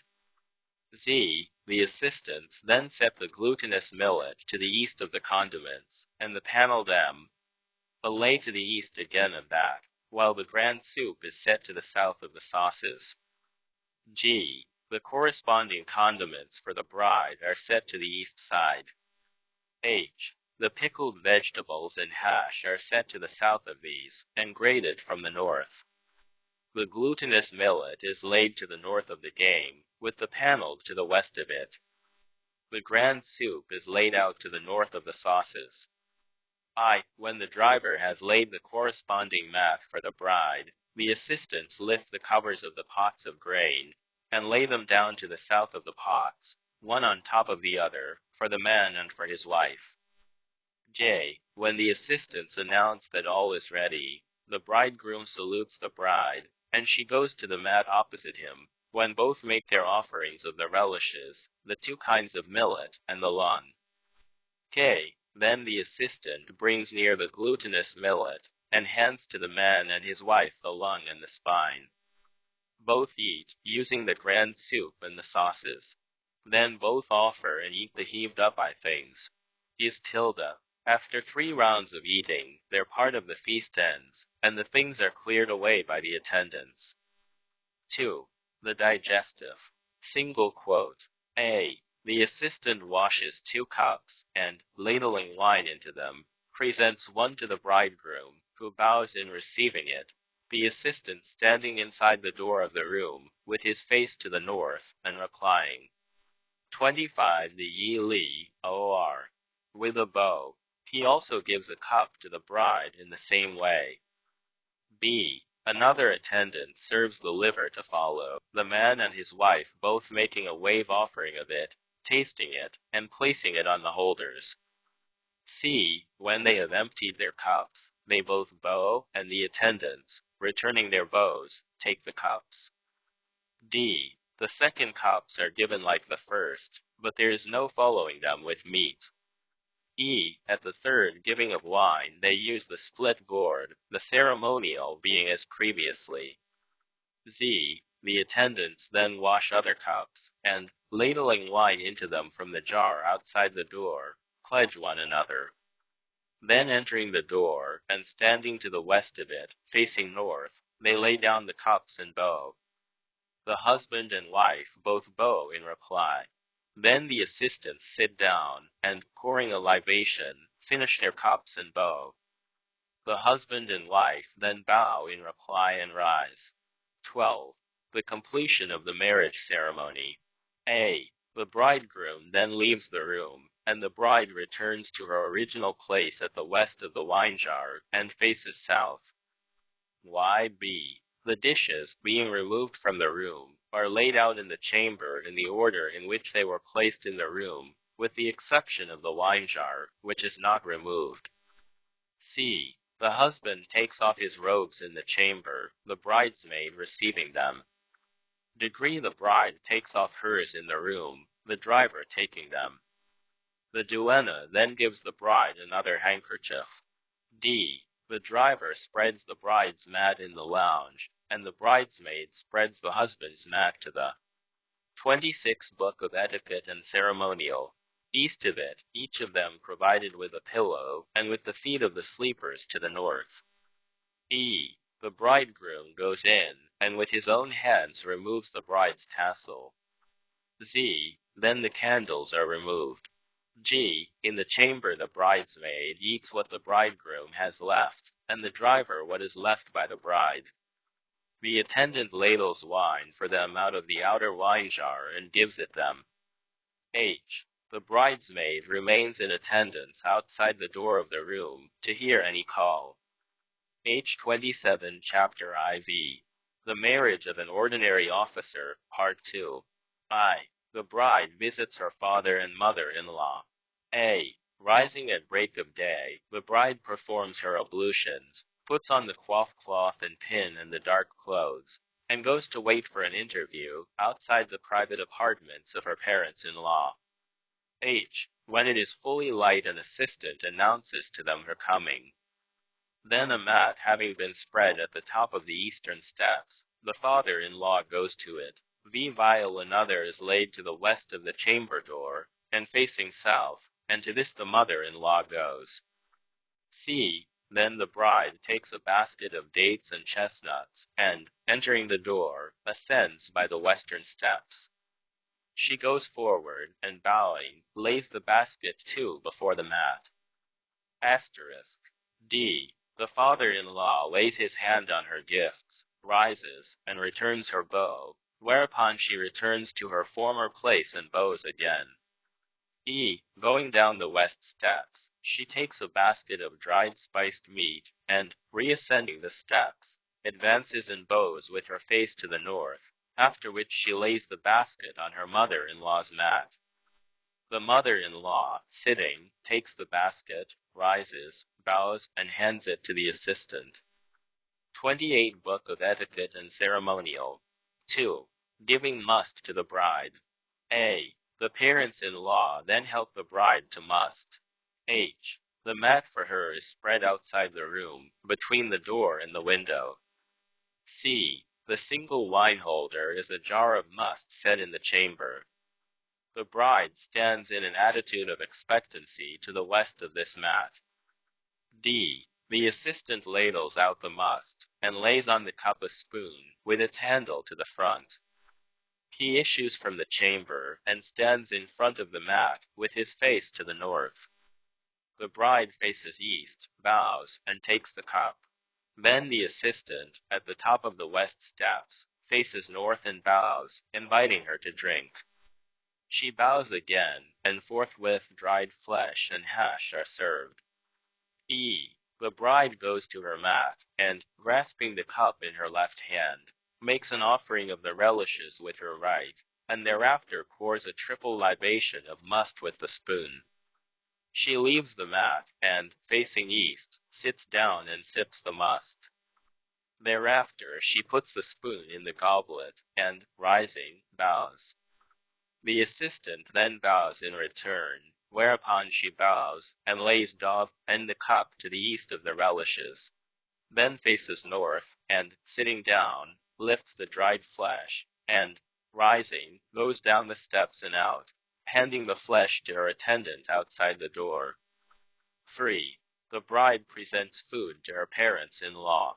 A. The parents-in-law then enter the room, and the daughter-in-law washes her hands and presents food to them. 6.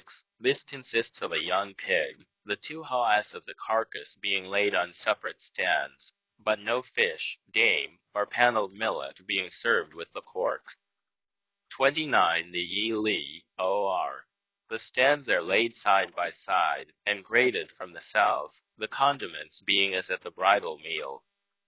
C. The bride assists the parents-in-law at their offering before eating, and when the eating is finished, 1 cup is drunk, with nothing to follow it. D. The mat for the bride is spread at the foot of the north wall. E. The bride removes the remains of the meal and places them in front of her mat in the order in which they were laid out before the parents, grading them from the west. She then proceeds to eat these remains, but the father-in-law declines to allow it and sets down fresh sauce because the other had been soiled by his fingers. Z. Then the bride proceeds to eat her mother-in-law's leavings, the driver assisting her to offer the relishes, the glutinous millet and the lung. She heaves up the lung and the spine, and then eats of them. When she is finished, her mother-in-law offers her a digestive, which she receives with a bow, the mother-in-law bowing as she invites her to drink it. She sits down, pours a libation, and finishes the cup, which the mother-in-law receives and places in the cup basket. G. The bride then removes the food to the chamber, where the remains are eaten by the bridesmaid and the driver, the mother-in-law handing them cups of wine. Although the bridesmaid may not happen to be the bride's younger sister, she is given precedence of the driver. On this occasion, they use the inversion which obtained when the bride and bridegroom had eaten. 4. The parents-in-law give a feast to the bride. A. The father and mother-in-law unite in giving a feast to the bride, using the ceremonial of the single. 30 Book of Etiquette and Ceremonial, L. Offering of wine. The father-in-law washes the cup at the southern water jar below the east steps, and the mother-in-law washes hers at the northern jar in the chamber, and at the conclusion of the drinking ceremony the cup is laid down to the east of the relishes. B. The father and mother-in-law then descend before the bride by the western steps to indicate their demission of their position in the house, and the bride thereafter descends by the eastern steps, assuming the position they have demitted. C. The stand used by the bride is sent back to her people, with the remaining meat on it. 5. The entertainment of the escort. A. The father-in-law, when entertaining the bride's escort, uses the ceremonial of the single presentation of the cup. He accompanies this pledging with bundles of silk brocade. The mother-in-law, in feasting the women of the escort, also presents rolls of brocade along with the cups. B. Should the bride have come from another state, parting presents of rolls of brocade are given to her escort, who in this case are men only. 6. The presentation of vegetables. A. If the parents of the bridegroom have died before the marriage takes place, then 3 months after the event the bride goes to the ancestral temple and offers vegetables. I.O. B. The mat is spread for the father's spirit in the lounge, facing east, another for the spirit of the mother on the north side, facing south, with, in each case, a body rest to the right. 3. The Yi-Li, O.R. C. The liturgist and the bride both wash their hands at the water jar outside the temple door. Then the bride takes up her basket of vegetables, and the liturgist leads the way into the room.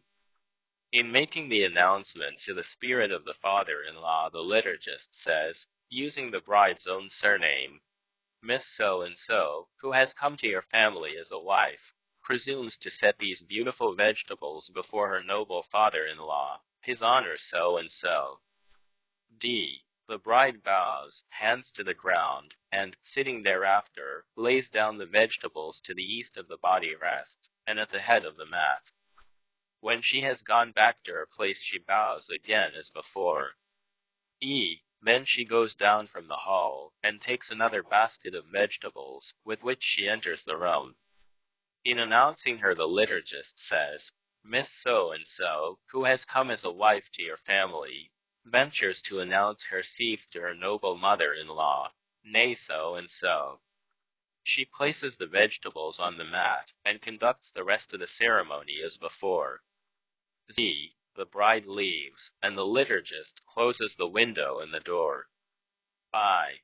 G. Thereafter an old servant of the family treats the bride to must in the chamber, facing south, and using the same ceremonial as the parents would have used if they were alive. 7. The feast, when the parents fore-in-law are dead. The feasting of the men and women of the bride's escort is done by the bridegroom with the same ceremony as his father and mother would have used. 32. Youth's embroidered coat and girdle. To face page 33. Book of Etiquette and Ceremonial. 8. 16 notes. I. The time and the things used. A. In the ceremonial at the marriage of an officer's son, the acts are timed for dusk, in the case of the bridegroom, or dawn, in the case of the messengers. All the intimations are received in the ancestral temple. There is nothing improper in the language, and so disgrace is avoided. B. No dead animals are used as presents, and the skins and silks are such as are capable of being made into articles of use. C. For the dried game, they use carcasses that have been freshly killed and cured. The fish used are of the perch kind. The beasts killed must be perfect. 2. The pimeing of a girl. A. When a girl is promised in marriage, she is formally invested with the hairpin and treated with must, getting her style at the same time. 6. Then, if the shrine of her great-great-grandfather has not been eliminated, she is taught deportment and handiwork for 3 months in the palace of the reigning duke. Otherwise, her education is conducted for 3 months in the house of the chief of the sept. 3. On asking the bride's name. When the girl's name is being asked, her father, having received the goose, turns and faces west before replying. 4. The regulation for the libation of the must and the taking of the dried flesh. In offering the must, the offerer dips the spoon into the goblet and pours 1 libation, then dips again in volume. I. 33 D.Lit. O.R. Pours 2. The guest lifts the dried flesh in his right hand, and then uses the left to hold it up. When he has finished, he takes the flesh with him and holds it when making his report. 5. On carrying the skins. A. In presenting the evidences, they take the skins and fold them with the colored surface inside, holding the feet together, the head being to the left. The carriers enter one after the other and grade from the west. They then advance up 1/3 of the court. Q. When the messenger has communicated his message, the carriers drop the off legs and display the colored hair. The father of the girl receives the silks, and the attendants appointed to receive the skins come out from the east side, and, passing behind the carriers, stand on their left and take the skins. They then sit down and double up the skins, and return in order the reverse of that in which they came forward, retiring to the east outer wall. 6. The pledging of the daughter and the mounting of the chariot. A. The father pledges his daughter with must in the chamber, and then awaits the bridegroom's coming in person to meet the bride. The mother at the same time stands outside the chamber, facing south. H. The girl goes out by her mother's left hand, and the father, taking his stand at the head of the eastern steps, with his face to the west, admonishes her that she shall preserve her integrity of character. As to her clothes and hairpin, her mother, standing at the head of the western steps, admonishes her with regard to these. Neither of the parents goes with her down the steps. 34 Book of Etiquette and Ceremonial. C. As the bride mounts the chariot, she makes use of a body rest. 2 of the attendants steady it, sitting one on each side. 7. On the dark wine. When the bride enters the door of her husband's private apartments, the cover of the wine holder is removed by the attendant, and 3 measures of dark wine are ladled into the holder, the rest of the water being thrown out below the hall and between the steps. Thereafter a ladle is put on the jar, 8 on the basket. The covering of this basket is of black cloth on the outside and crimson within, and it is laid on a stand provided for the purpose. After the father has bowed his reply, the basket is removed by the steward. 9. On the feasting of the bride, and the feastings by the women of each other. A. The mat for the bride, and the relishes are laid out in the chamber. B. At the feasting of the bride, the mother-in-law brings on the relishes, while the cup is offered by the father-in-law. C. The water jar for the use of the women is placed in the northern part of the chamber, in a line with the northeast corner of the room, and with the cup basket to the east of it. They face north to wash their hands. D. When the bride offers a toast to her father-in-law, she changes the cup, and herself brings forward the relishes. E. The bride does not dare to accompany her father-in-law down the steps to excuse herself the honor of his washing a cup for her. So when he descends, she withdraws into the chamber, and does the ILIOR. Not dare to bow in acknowledgement of the washing, as these would be the acts of an equal. Z. In their entertainment of one another, the women do not go down the steps to wash the cups. Lo, on the time after which a wife 7, IAY take part in the sacrifices. It is not until she has been 3 months in her husband's house that a woman may take part in sacrifices. 1. In the case of the wife of a son by a concubine. In such a case, someone is deputed to pledge the bride, and she does not offer food to her parents-in-law. 12. Forms for the 5 different occasions, Yiri connection, series the preliminaries of the marriage ceremony. A. The form used when first speaking of the mariage is to the usher, his honor, of his grace, is giving a housewife to so-and-so. B. My master so-and-so, in accordance with the custom of the ancients, has sent me. Will you be good enough to receive this present? C. The reply to this is, my daughter is dull and unteachable, but if his honor lays his commands on me, I cannot refuse to obey them. RF. Then, when the messenger communicates his message to the father of the girl, he says, I presume to offer this present. E. In asking for the girl's name, the messenger says to the usher, I am instructed that my master is about to submit the name to divination. I venture to ask her name. Z. To this the reply is, since it is his honor who commands it, and who, moreover, has selected. 36 Book of Etiquette and Ceremonial. This girl from among my poor stock, I dare not decline to comply. G. At the treating of the messenger, the host says, since your honor has come on business to my house, I use the custom of ancient time, and ask to be allowed as an assistant to offer you must. H. To which the reply is, since the business which I have come upon is already finished, I venture to decline the honor. I. To this the host replies, according to the custom of the ancients, I venture to press my invitation. 7. And the guest answers, since I cannot secure permission to decline, dare I do other than obey? K. In taking word of the favorable result of the divination, the messenger says, your honor communicated the name, and commanded that it be submitted to divination. The result is favorable, and my master has sent me to report, as I venture to do now. Z. The reply of the girl's father is, my child is without instruction, and I fear that she will be unworthy. But if luck accrues to her, I shall share it, so I dare not decline the alliance. Tien, at the sending of the evidences, the messenger says to the usher, His Honor has communicated his distinguished intention to present a wife to so-and-so. My master, in accordance with the custom of the ancients, sends a pair of skins and a bundle of silk, ordering me to invite your honor to accept these evidences. When he communicates his message to the father, he says, so-and-so ventures to present these evidences. And the reply is, His Honor, in accordance with the custom of the ancients, has sent me this rich present, which I dare not refuse.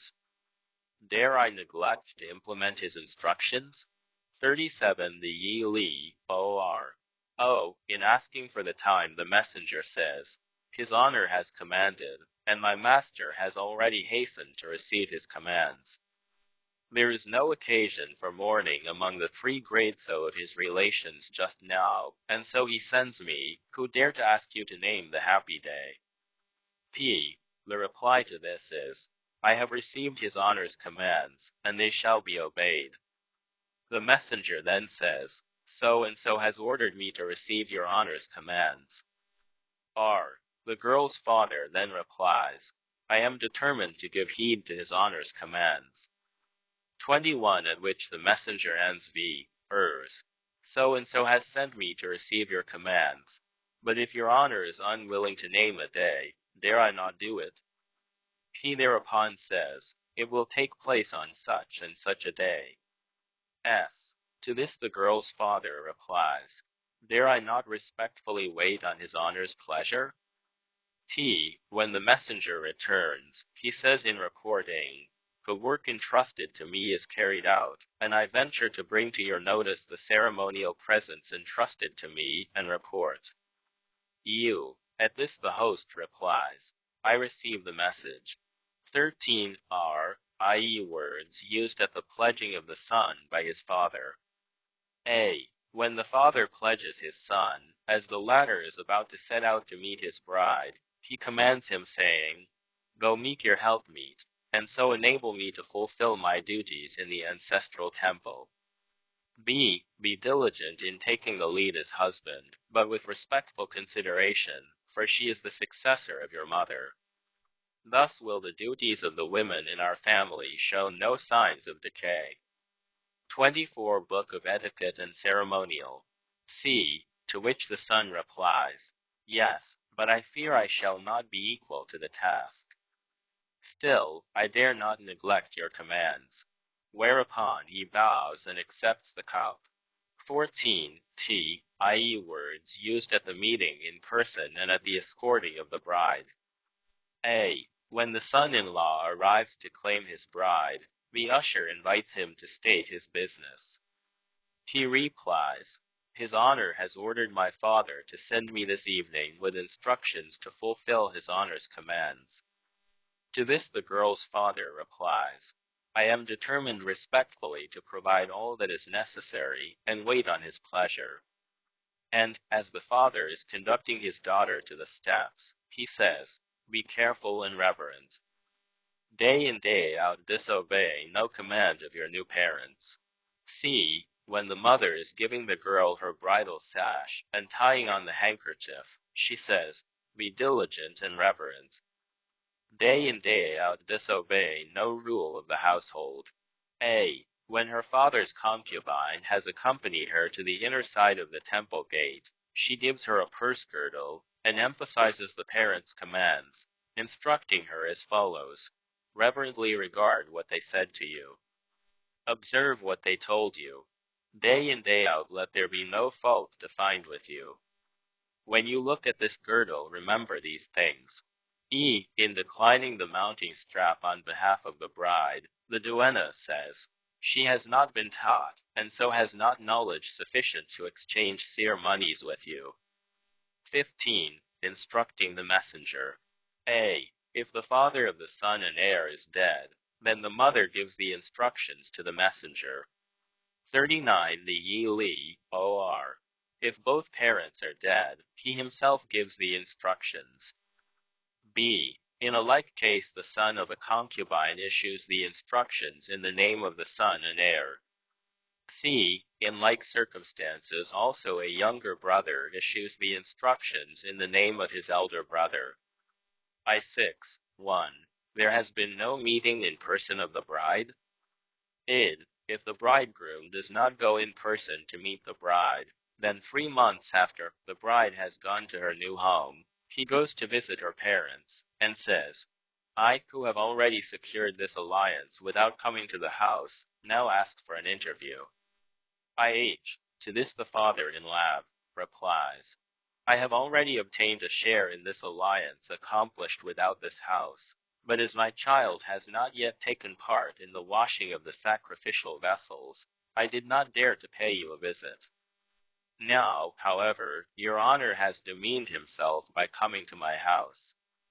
I pray you return to your mansion, and I shall hurry off to visit you. C. The son-in-law replies, I have come with no other purpose than this visit, and I have no sufficient reason for allowing you to demean yourself by doing as you say. I pray you be good enough to end this by granting me an interview. D. The father answers, since you give the mariage as your reason, I dare not persist in declining. Dare I not permit the interview? E. Then the father-in-law goes out by the left of the door and stands facing west, while the son-in-law, entering the great door, stands facing east and lays down 2 feet the pheasant v. pitch he has brought as a present. Then, bowing twice, he goes out. 40 Book of Etiquette and Ceremonial. Z. The usher then takes the gift out the door and asks the visitor to take it and hand it to his father-in-law. G. He formally declines, but ultimately consents, and, taking the pheasant, enters. The father-in-law bows twice as he takes it, the son-in-law bowing twice as he invites him to accept it, and then going out. H. In order to visit his mother-in-law, he again enters, and she stands within the eastern leaf of the door, which she has shut to. I. The son-in-law stands outside the door, with his face to the east. Then the lady bows once, and he replies. She bows a second time, and he goes away. J. The father-in-law then invites the son-in-law to drink must, and, after mutually bowing and yielding precedence, they enter. In drinking, the single offering of the cup is used, and the mother-in-law serves the relishes. After the son-in-law lays down the cup, there is no present given. K. When the son-in-law goes away, the father-in-law takes leave of him with 2 bows. 41 Chapter V. The visits of one ordinary officer to another. I. The first visit. A. The presents at such visits are in winter a freshly killed pheasant, and in summer one whose flesh has been dried. In both cases, the bird is held up in both hands, the head being to the left. B. The visitor says, I have desired an interview for some time, but have had no justification for asking for it. But now his honor so and so orders me to an interview. C. The host replies, the gentleman who introduces us has ordered me to grant you an interview. But you, sir, are demeaning yourself by coming. I pray your honor to return home, and I shall hasten to present myself before you. D. The guest replies, I cannot bring disgrace on you by obeying this command. Be good enough to end by granting me this interview.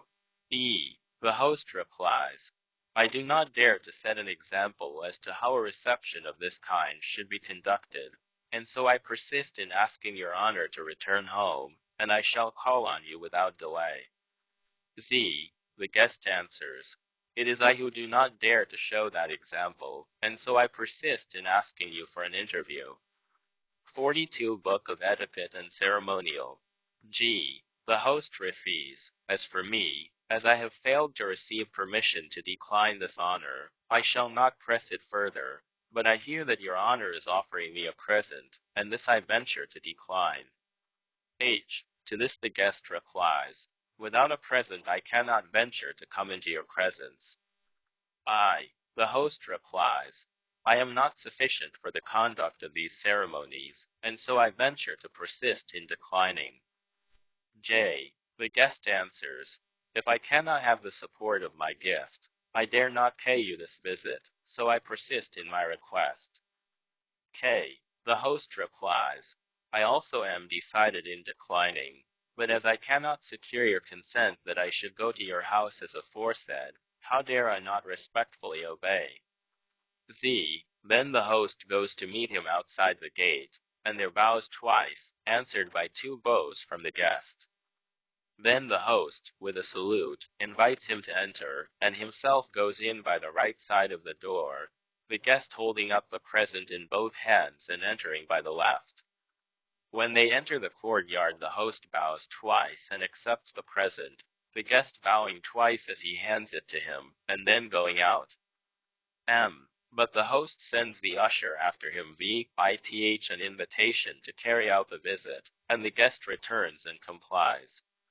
N. When the guest is leaving, the host escorts him outside the gate, and bows twice in taking leave of him. 2. The return visit. A. When the former host pays his return visit, he takes the other's present with him. Addressing the usher, he says, recently when his honor demeaned, 43 the Lit, or himself by visiting me, he commanded me to an interview. I ask now permission to return his gift by the hands of the usher. H. The host refuse. Since I have already secured an interview, shall I now refuse to grant one? C. The guest answers, I do not dare to ask for an interview. I only presume to request permission to return the gift by the usher. D. The host replies, since I have already obtained an interview by the help of this gift, I venture to persist in declining to receive it back. E. The guest answers, I dare not listen to such a speech, so I venture to press my request through the usher. Z. Then the host replies, since I cannot secure your consent to my declining, I dare not but obey. G. Then the guest enters, carrying the present, and the host bows twice and receives it, the guest bowing twice as he gives it, and then going out, the host escorting him outside the gate and bowing twice. 3. The visit of an ordinary officer to a great officer. When an ordinary officer visits a great officer, the latter declines altogether to receive his present. At his entrance, the host bows once, acknowledging his condescension. When the guest withdraws, he escorts him and bows twice. 4. When an officer, once a member of his household, calls on a great officer. A. In such a case, the host formally declines the visitor's gift, saying, as I have not been able to receive your consent to my declining, I dare not persist in it. 44 Book of Etiquette and Ceremonial. B. Then the guest enters, and, laying down his gift, bows twice, the host replying with a single bow. C. When the guest leaves, the host sends the usher to return the gift outside the gate, saying, so and so sends me to hand back your gift. D. The guest replies, since I have already obtained an interview, I venture to decline to receive back the gift. E. The usher then replies, so and so has laid his commands on me, and I cannot myself set an example in this matter. I venture to press his request on you. Z. The guest replies, I am the humble servant of His Excellency, and am not capable of observing the ceremonies of a visitor with his host, so I venture to persist in declining. G. The usher answers, so and so has commissioned me, so I dare not take upon myself to act on my own initiative in the matter, but persist in this request. H. Then the visitor replies, I have persistently declined, and have not received his honor's permission to do so, how then dare I not obey? Whereupon he bows twice and receives it back. 5. Visits of great officers to one another. A. The lower order of great officers, in visiting one another, use a living wild goose as a present, wrapping it in a colored cloth with its feet bound with a cord, and carried as one holds a pheasant with its head to the left. B. In visits among the upper grades of officers, a living lamb is presented wrapped in a colored cloth, with the four legs bound, the tying being in front, and 45. The Yi-Li, or the head to the left, the animal being held as one holds a fawn. C. The ceremonial is the same as that observed in visits exchanged between ordinary officers. 6. The interviews of great officers, ordinary officers, and commoners with their prince. A. At their first interview with the prince, ordinary officers and others above these in rank carry with them a gift, holding it on a level with the girdle, and deporting themselves so as to show a respectful uneasiness. 4. B. When commoners have an interview with their prince, they do not assume any ceremonious carriage, but hurry along both in advancing and retreating. C. Ordinary and great officers lay down their present and kowtow twice. To this the prince responds with one bow. 7. The interview of a man from another state with the prince. If the visitor be a person from another state, the usher is sent to hand him back his gift, saying, "My unworthy prince has sent me to hand back your present." The visitor replies, "A prince has no ministers beyond his own borders, and so I dare not decline to do as he commands." Then, kowtowing twice, as if he were in the prince's presence, he receives it back. 8. The visit on business of a minister to his prince. A. Whoever interviews his prince on business stands directly in front of him as he faces south. If that is impossible, because the prince is facing other, 46 Book of Etiquette and Ceremonial, wise, then the minister faces squarely east or west, and does not slant in the direction in which the prince happens to be. B. If the prince be in the hall, the minister, without regard to the distinction between the steps, goes up those nearest the prince. G. T.I.E. mode of speaking in the direction of the eyes. A. Whoever comes to speak with the prince, first of all puts himself at his ease, thus settling his mind, and then speaks. This does not apply to one answering the prince's questions. In speaking with the prince, one talks of one's official business, with an official, of one's service of his prince, with older men, of the control of children, with young people, of their filial and brotherly duties, with the common man, of geniality and goodness, with those in minor offices, of loyalty and sincerity. C. In speaking to an official, one begins by looking him in the face to gauge one's chances of a favorable reception. Towards the middle of the interview, one looks at his breast as an indication of one's trust in him, and also respect, indicated by the lowering of the eyes, and at the end of the interview one's eyes are again directed to his face, to see how he is impressed. The order is never changed, and is used in all cases. D. In the case of a father, the son's eyes are allowed to wander, but not higher than the face, so as not to seem too proud, nor lower than the girdle. E. If one is not speaking, then, when the other is standing, one looks at his feet, and, if he sits, at his knees, in sign of humility. 47. The Yi-Li, or 10. Rules for sitting in attendance on a great man. A. When one is sitting in attendance on a great man, if he should yawn or stretch himself, or ask the time of day, or tell the attendants what he wants for dinner, or change his place, then it is allowable to ask permission to retire. H. If it be nighttime when one is sitting in at a dance, and he should ask the time of night, or start eating pungent things as leeks or garlic, as a preventative of sleepiness, it is allowable to ask permission to retire. 2. An ordinary or great officer eating and drinking with the prince. A. If the prince gives one a dinner, he makes an offering, and then the guest begins the eating by first tasting all the foods, if the food taster be not present. He then drinks, and waits the prince's pleasure. He does not, however, actually eat until the prince commands him to do so.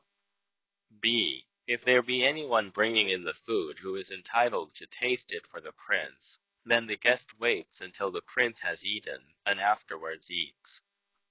C. If the prince gives him a cup of wine, he gets off his mat and, kowtowing twice, receives the cup. Thereafter he ascends his mat and, sitting down, pours a libation. When he has emptied the cup, he waits until the prince has emptied his, after which he hands back his empty cup. D. When he is withdrawing, he sits down at the bottom of the west steps, and, taking his shoes, goes quietly to one side and puts them on. E. If the prince rises on his account, the gentleman leaving says, "There is no reason why you, prince." 48 Skin Cap. To face page book of Etiquette and Ceremonial. Should get up, but your servant does not dare presume to decline the honor. If by any chance the prince should escort him to the gate, the minister does not dare to look at him, but goes away immediately after taking his leave. Z. If it is a great officer, he declines the honor of being escorted, and when he gets down the steps, and the prince comes down also, he declines again, and when he reaches the door, being escorted, he declines for the third time. 12. When a retired official of different rank calls on an ordinary officer, if it should happen that a retired official of different rank call on an ordinary officer and ask to see him, he requests permission to decline, but not receiving it, he says, "I am not in a position to be visited by His Honor, but not being able to secure permission to decline the honor, I hurry to wait on His Honor." So he anticipates the visitor by going out and bowing to him first. 13. The mode of speaking of oneself in another state. If a man be not sent on a mission by his prince, he does not name his prince in speaking of himself. If he be a great or ordinary officer, he calls himself asterisk, the ancient of my unworthy prince. 14. Regulations for carrying silk and jade. A. The bearer of a present of silk does not walk with great strides. In his deportment, he makes it a rule to preserve an anxious uneasiness. B. A person carrying jade steps carefully, IIFCING his toes and dragging his heels. Volume I. 49 D.Lit. 15. The mode of speaking of oneself to a prince. When a man speaks of himself to his prince, if he be an ordinary or great officer, he calls himself the servant under you. If the speaker be residing with his family and not in office, should his home be in the city, he calls himself your servant in the marketplace and by the well, and if in the country, your servant in the grass and undergrowth. If a calm moaner, he calls himself asterisk your servant the grass cutter. If the man resides somewhere in the state outside the capital, he calls himself your servant at a distance. 150 Chapter V. The District Symposium, Part 1. I. Discussing the list of guests. The great officer in charge of the district, who acts as host, goes to the retired officials of the district and discusses with them as to who in the district are suitable to be guests of the first and second degree at the symposium. 2. Apprising the guests. A. The host goes in person to apprise the principal guest of the coming ceremony. This man bows to him in consideration of his condescension, and the host responds with a bow.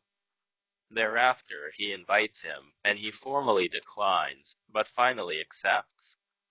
Then the host bows twice, the guest bowing in return, after which the host retires, the guest acknowledging his condescension with a bow. B. With the guest of the second degree, the same ceremonial is observed. 3. The setting out of the mats and vessels. A. Thereafter, they lay a mat for the principal guest between the door and window of the room, for the host at the top of the eastern steps, and for the guest of the second degree at the top of the western steps. 51 The Yi Li, O.R. B. The mats for the body of guests are not laid touching one another. C. The wine holder, a pair of vases, is set between the chamber and the door of the room on a stand, the dark wine being to the west, and the cup basket to the south of the stand, all squarely east, 2 ladles being set on the vases. D. The used water jar is placed to the southeast of the eastern steps on the north and south line, the depth of the hall distant from the steps, and on the east and west line abreast of the eastern wall, with the water to its east and the cup basket to the west, all set squarely south. 4. The bidding of the guests. A. When the meat is cooked and ready. B. The host goes in person to bid the principal guest to the feast. He bows in acknowledgment of the host's condescension, and the host replies with a bow, after which he turns to go, and the guest again bows, acknowledging his condescension. With the second guest, the ceremonial is the same. C. After this, the host returns to the house, followed by the guests of all orders. 5. Meeting the guests and lowing as they arrive. A. When the arrival of the guests is announced by the usher to the host meets the guests in person outside the main gate. He bows twice to the guest of the first order, who bows in return. He bows once to the guest of the second order, and he also replies with a bow. Then he salutes the body of guests, inviting them to enter. B. The host with a salute precedes them in. 52 Book of Etiquette and Ceremonial. C. The principal guest, with a wave of the hand to the second guest, enters to the left of the door, and the second guest in similar fashion invites the others. All the guests then enter together by the left of the door, and range themselves facing east and graded from the north. D. Then the host salutes the principal guest thrice in their progress up the court, and on arrival at the steps, after 3 yieldings of precedence, the host ascends by the eastern steps. The guest then goes up the western steps, and the host, at the top of the east steps, and advanced as far as the rafter under the eaves, faces north and bows twice. The guest, at the top of the western steps, and advanced as far as is the host, faces north and bows in return. 6. The host offers wine to the principal guest. A.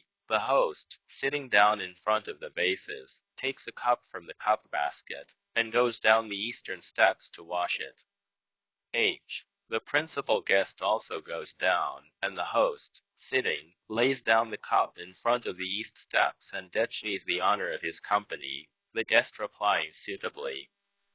C. Then the host, sitting down, takes the cup, and, rising, goes to the used water jar, and, facing south, sits, lays down the cup at the foot of the cup basket, and washes his hands in the cup.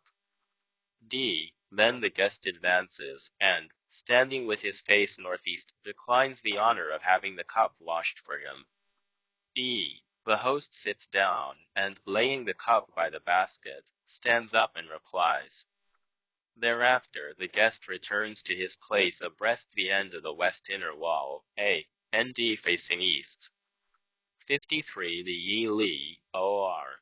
Z. Then the host sits down and takes the cup, the attendant who poured out the water standing, with his face northwest. When the washing is complete, the host ascends the east steps with 1 bow and 1 yielding of precedence, and the guest bows to acknowledge his goodness in washing the cup. Then the host, sitting, lays down the cup and bows thereafter. G. When the host descends to wash his hands, the guest goes down also, the host declining the honor of his company. The guest, after replying, returns to his place abreast the end of the inner wall on the west. The hand-washing finished, they ascend with 1 bow and 1 yielding of precedence, the guest taking up his stand at the head of the west steps in an attitude of expectancy. H. Then the host, sitting down, takes the cup and fills it, and, going to the front of the guest's mat and facing northwest, offers it to the guest. T. The guest bows at the top of the western steps, and the host recedes a little. Then the guest comes forward to receive the cup and takes it back with him to his place at the western steps, while the host at the head of the east steps bows, asking him to drink, and the guest withdraws a little. 7. Then the attendants bring forward the dried flesh and hash. K. And when the guest has gone on to the mat and faced west, they set out the stand with the dismembered joints. Z. The host takes his stand to the east of the eastern steps in an attitude of expectancy, and the guest, seating himself, takes the cup in his left hand, and with his right makes an offering of the dried flesh and hash, afterwards placing the cup to the west of the relishes.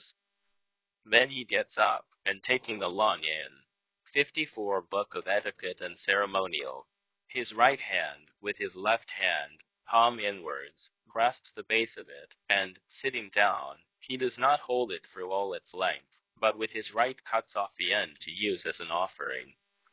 Then, lifting his left hand, he puts the lung to his mouth and tastes it, thereafter rising and laying it on the stand. Then he sits again, and, wiping his hands, makes a libation of the wine, rising thereafter, going to the west end of the mat, sitting, and sipping the wine. The guest then leaves his mat, and, sitting, lays down his cup. Bowing, he praises the good quality of the wine, and, taking the cup, stands up, the host at the top of the eastern steps returning his bow. The guest goes to the head of the western steps, faces north, and, sitting down, finishes the cup, then gets up, lays down the cup, and bows. Then, taking the cup, he stands up, the host returning his bow from the head of the eastern steps. 7. The principal guest pledges the host. A. When the principal guest goes down to wash the empty cup. B. The host goes down also, and the guest, sitting, lays down the cup, rises, and excuses himself the honor, the host replying suitably. C. Then the guest sits, takes the cup, and rising, goes to the south of the used water jar, where he stands with his face to the north. The host, standing at the east of the eastern steps with his face to the south, deprecates the washing, and the guest, sitting down, lays the cup at the side of the cup basket, and, rising, responds. The host returns to his place at the east of the eastern steps, and stands facing west. D. Then the guest, standing with his face to the northeast, washes his hands, and, sitting down, takes the cup.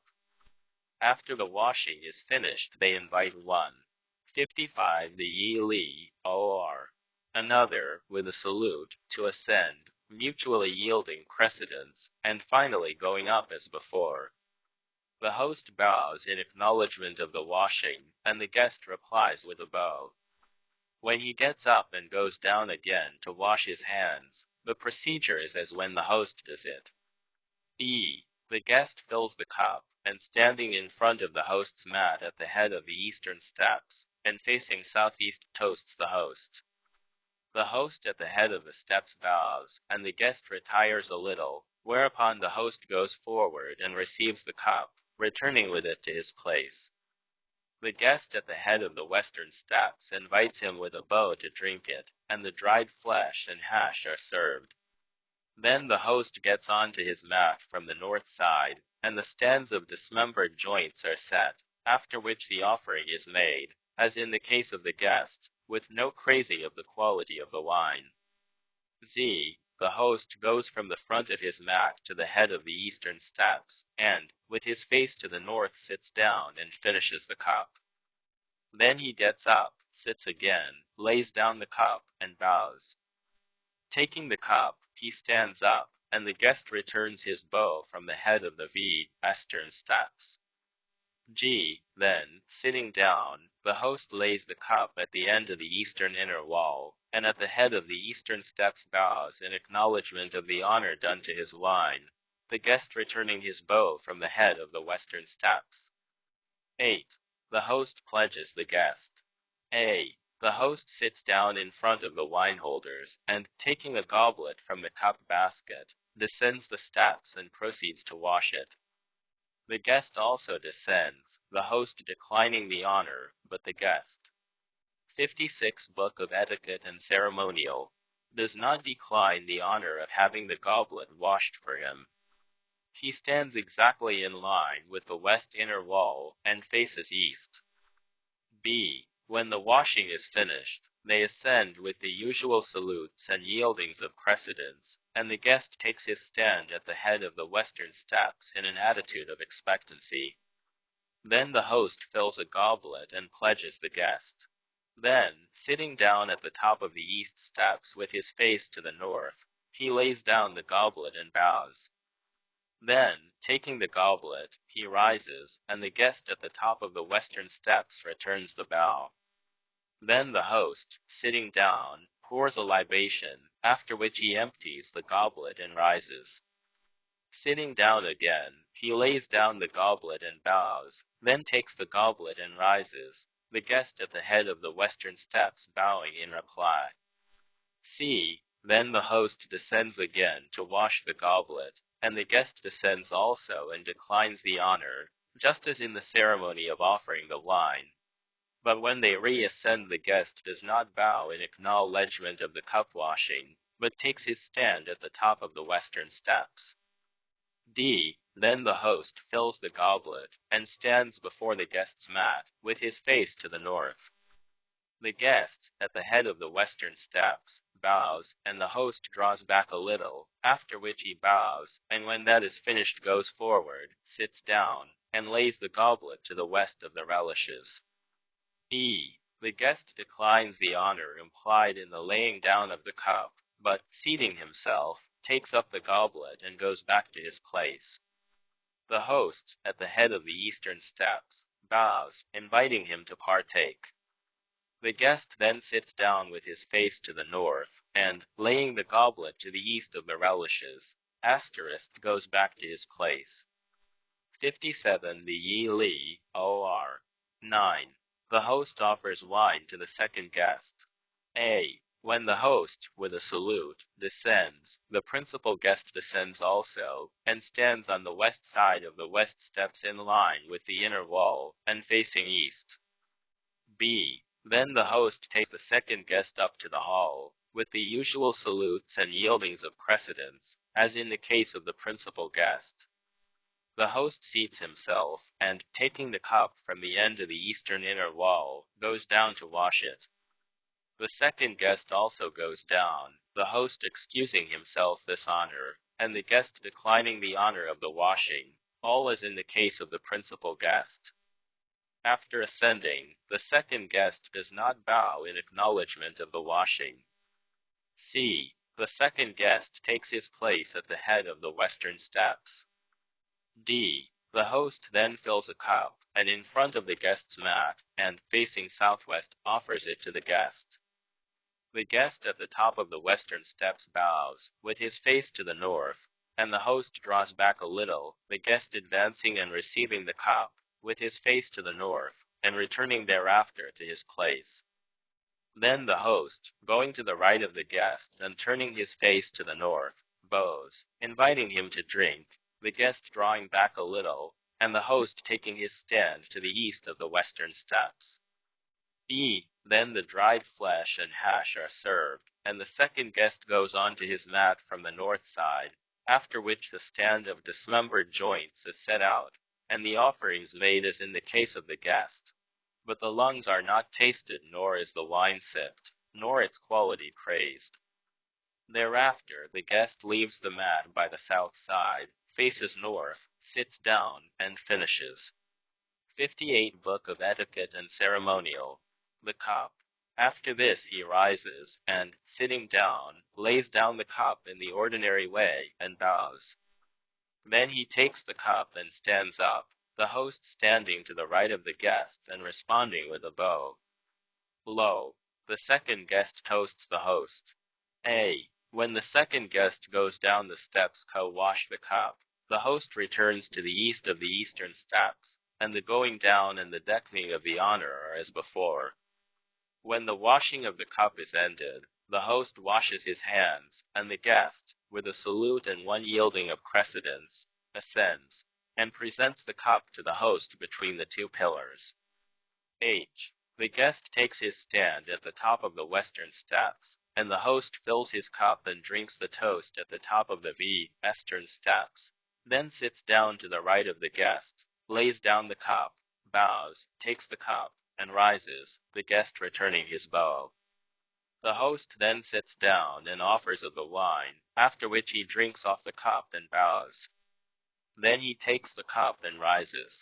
The guest returns his bow, and the host, sitting down and laying the cup to the south of the western pillar, at the right of the guest, bows in acknowledgment of the honor done to his wine, the guest returning his bow.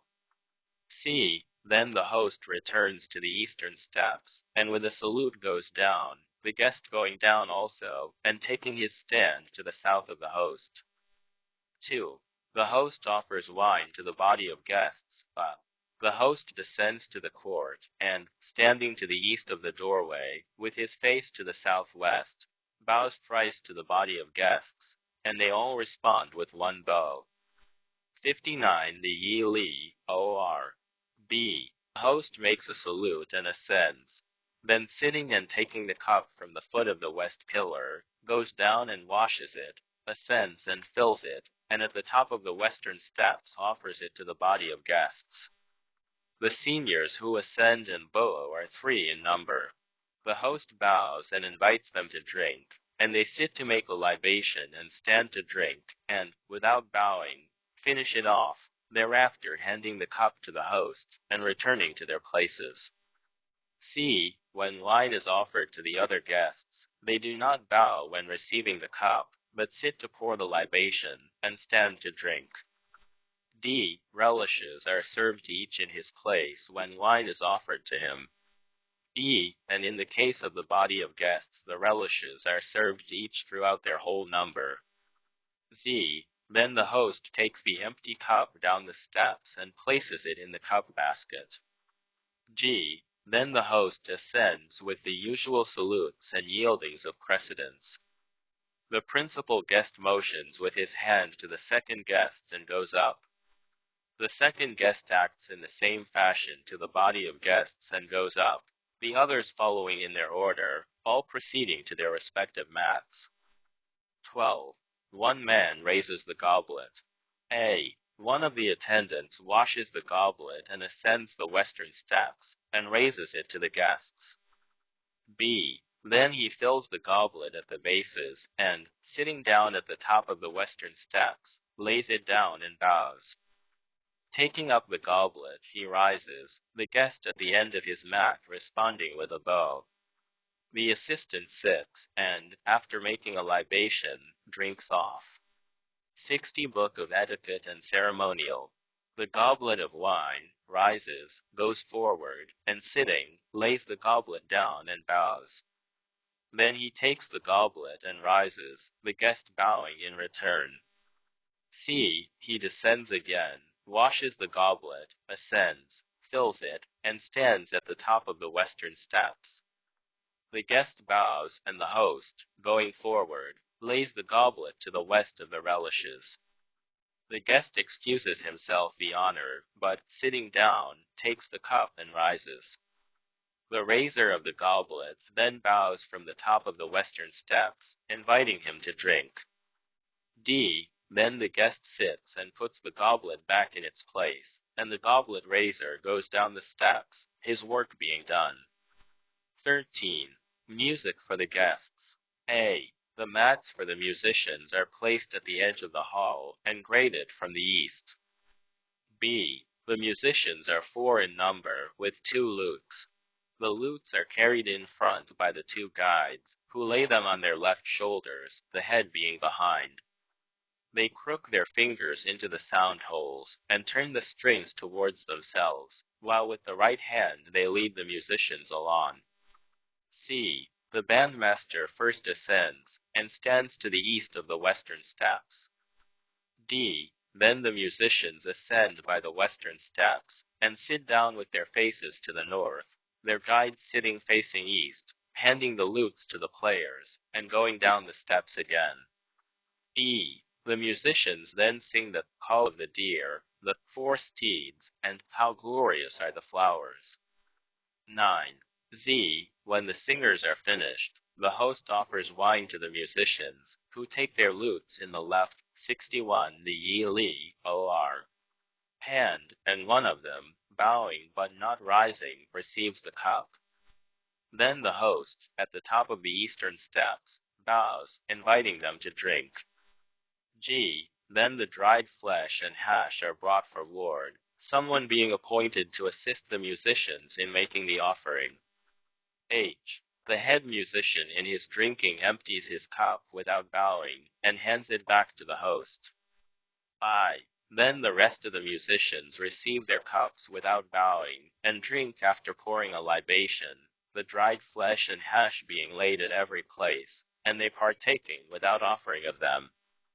7. If there be a grand master of music, then the cup is washed for him. The guests of both orders go down the steps, the host declining the honor. The musicians, however, do not excuse themselves the honor of the washing. K. The organ players then enter the court below the hall to the south of the musical stones, and stand facing north.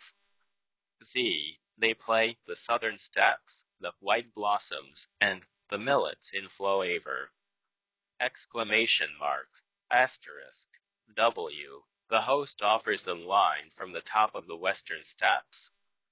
One of their number bows and goes quite up the steps, but does not enter the hall, and receives the cup, the host bowing and inviting him to drink. He sits down in front of the steps, pours a libation, and stands up to drink, but, without bowing, finishes the cup, and, ascending the steps, hands the cup back to the host. N. The band of organ players do not bow on receiving the cup, but sit to pour a libation, and stand to drink. The dried flesh and hash are served to them all in their places, but they do not offer any when partaking. 62 Feet Book of Etiquette and Ceremonial. O. Then the two companies perform in turns. The singers render the fish to the basket, and the organs, all in their kind. Then the singers give, there are baubles in the south, and the organs, all to their best. Then the singers give the tay of the southern hills, and the organs respond with, none but is right. P. Then they unite in the pieces from the songs of Chao and the south called Quan He and Go the Ospreys. The fiber plant spreads far and wide, and the mouse ear, and from the songs of Shao in the south, the magpie's nest, gathering the southern wood, and gathering the duckweed. Chiu. Then the senior of the musicians, without rising, announces to the bandmaster that the music suitable for the occasion has been all performed. The bandmaster repeats this announcement to the guests, and then descends the steps. Book of Etiquette and Ceremonial. C. He orders the marker to remove the flag and the pupils to remove the arrow stand. The director orders the scorer to take away the tally holder and tallies and await orders. D. Then the master-at-arms reverts to his earlier office of overseer and, withdrawing, takes his stand again to the south of the goblet between the steps. E. Then the bandmaster orders the pupils to assist the musicians back to their places, and the pupils lead them as when they ascended the steps. They ascend by the western steps, and, going back to their places, they sit down. 107 Chapter X. The District Archery Meeting, Part 3. I. The General Pledging. A. The principal guest, turning his face northwards, sits down and takes the goblet from the west of the meat stand, gets up, and at the head of the eastern steps faces north and pledges the host, who descends from his mat and stands to the east of the guest. 6. Then the principal guest sits down, and, laying down the goblet, bows, takes the goblet, and rises, the host returning his bow. He does not pour libation, but finishes the goblet without bowing. Nor does he wash the goblet, but, filling it, goes forward and stands facing southeast. The host, at the top of the eastern steps, faces north and bows. The principal guest withdraws a little, and the host advances and receives the goblet, the principal guest, to the west of the host, facing north and bowing as he invites him to drink, and then saluting and returning to his mat. C. The host takes the goblet to the top of the western steps in order to pledge the great officer, who leaves his mat and stands to the west of the host, using the forms which the guest used in pledging the host. Then the host salutes and goes to his mat. D. If there happen to be no great officer present, the senior among the three representatives of the body of guests accepts the pledge in like fashion. AudioBook of Etiquette and Ceremonial. E. The overseer goes to the west steps and assists in the general pledging, calling on the person who is to receive the pledge as follows. So-and-so pledges your honor so-and-so. The one to be pledged then descends from his mat. Z. Then the overseer retires and stands at the end of the west inner wall with his face to the east. G. All those receiving the pledge bow rise and drink with the ceremonial used by the principal guest in pledging the host. When all have drunk, they pledge those below the hall, who come up and accept the pledge at the head of the western steps. The last one to receive the pledge takes the goblet down and places it in the cup basket. Then the overseer descends and returns to his place. 2. Two men raise the goblet. A. Two men are then told off to raise the goblet to the principal guest and the great officer. B. The goblet raisers both wash goblets and, ascending, fill them, and then, at the top of the western steps, with faces northward, sit down, and, laying down the goblets, bow, take them again, and rise. The principal guest and the great officer return these bows from the end of their mats. Then the goblet raisers both sit down, and, pouring a libation, drink off their goblets, rise, sit, lay down the goblets, bow, take them again and rise, the principal guest and great officer both returning their bows. C. Then the goblet raisers descend in the reverse order of their ascent, wash the goblets, ascend, fill them, and both take their stand at the head of the western steps, facing north and graded from the east. The principal guest and the great officer bow. The goblet raisers both advance, sit, and lay down them. 109. The D.Lit, or. Goblets to the right of the relishes. The guest and great officer ask to be excused this added honor, but sit and accept the goblet and rise. The goblet raisers withdraw, and, returning to their places, both bow, inviting them to drink. Then they descend, and the guest and great officer sit, return the goblets to their places, and get up. D. If no great officer happen to be present, then only the senior of the cup-lifters officiates, and he offers only to the principal guest. 3. Removing the meat stands. A. Bead 7, 4, a to C. B. Bead 7, 4, D, and, except that the reference to guests of the second grade is here omitted, and the definite, great officer, takes the place of the indefinite, notable. C. Then the principal guest takes the stand, and, turning, hands it to the overseer, who proceeds to descend the western steps with it, followed by the guest, who stands to the west of the steps with his face east, while the overseer takes the stand out and hands it to the assistant for taking to the guest's lodging. D. The host takes his stand, and, turning, hands it to the pupil, who receives it, and, going down by the west steps, turns eastward, and hands it to an attendant. The host goes down by the east steps and stands, facing west. E. The great officer takes his stand, and, turning, hands it to a pupil, who takes it, and, going down the west steps, leaves the house, and hands it to an assistant. The great officer follows the pupil, and, descending, stands to the south of the principal guest. Z. The representatives of the body of guests know book of etiquette and ceremonial. Descend together, and stand to the south of the great officer, a htle farther back and graded from the north. 4. Putting off the shoes and ascending the hall. The host salutes and yields precedence with the principal guest in putting off their shoes and ascending to the hall, the great officer and the representatives of the body of guests also putting off theirs and going up to sit down. 5. The drinking without measure. A. Then the dainties are brought in. B. And drinking without measure is engaged in. 2 men are told off to raise the goblets. The principal guest and the great officer do not rise, but taking the goblets which have been laid down for them, they drink, and do not bow when they are finished. C. The cupbearers then receive the goblets from them, and, feeling them, hand the guests to the host, while the senior of the body of guests receives the cup the great officer had used. In the next turn, the order is reversed.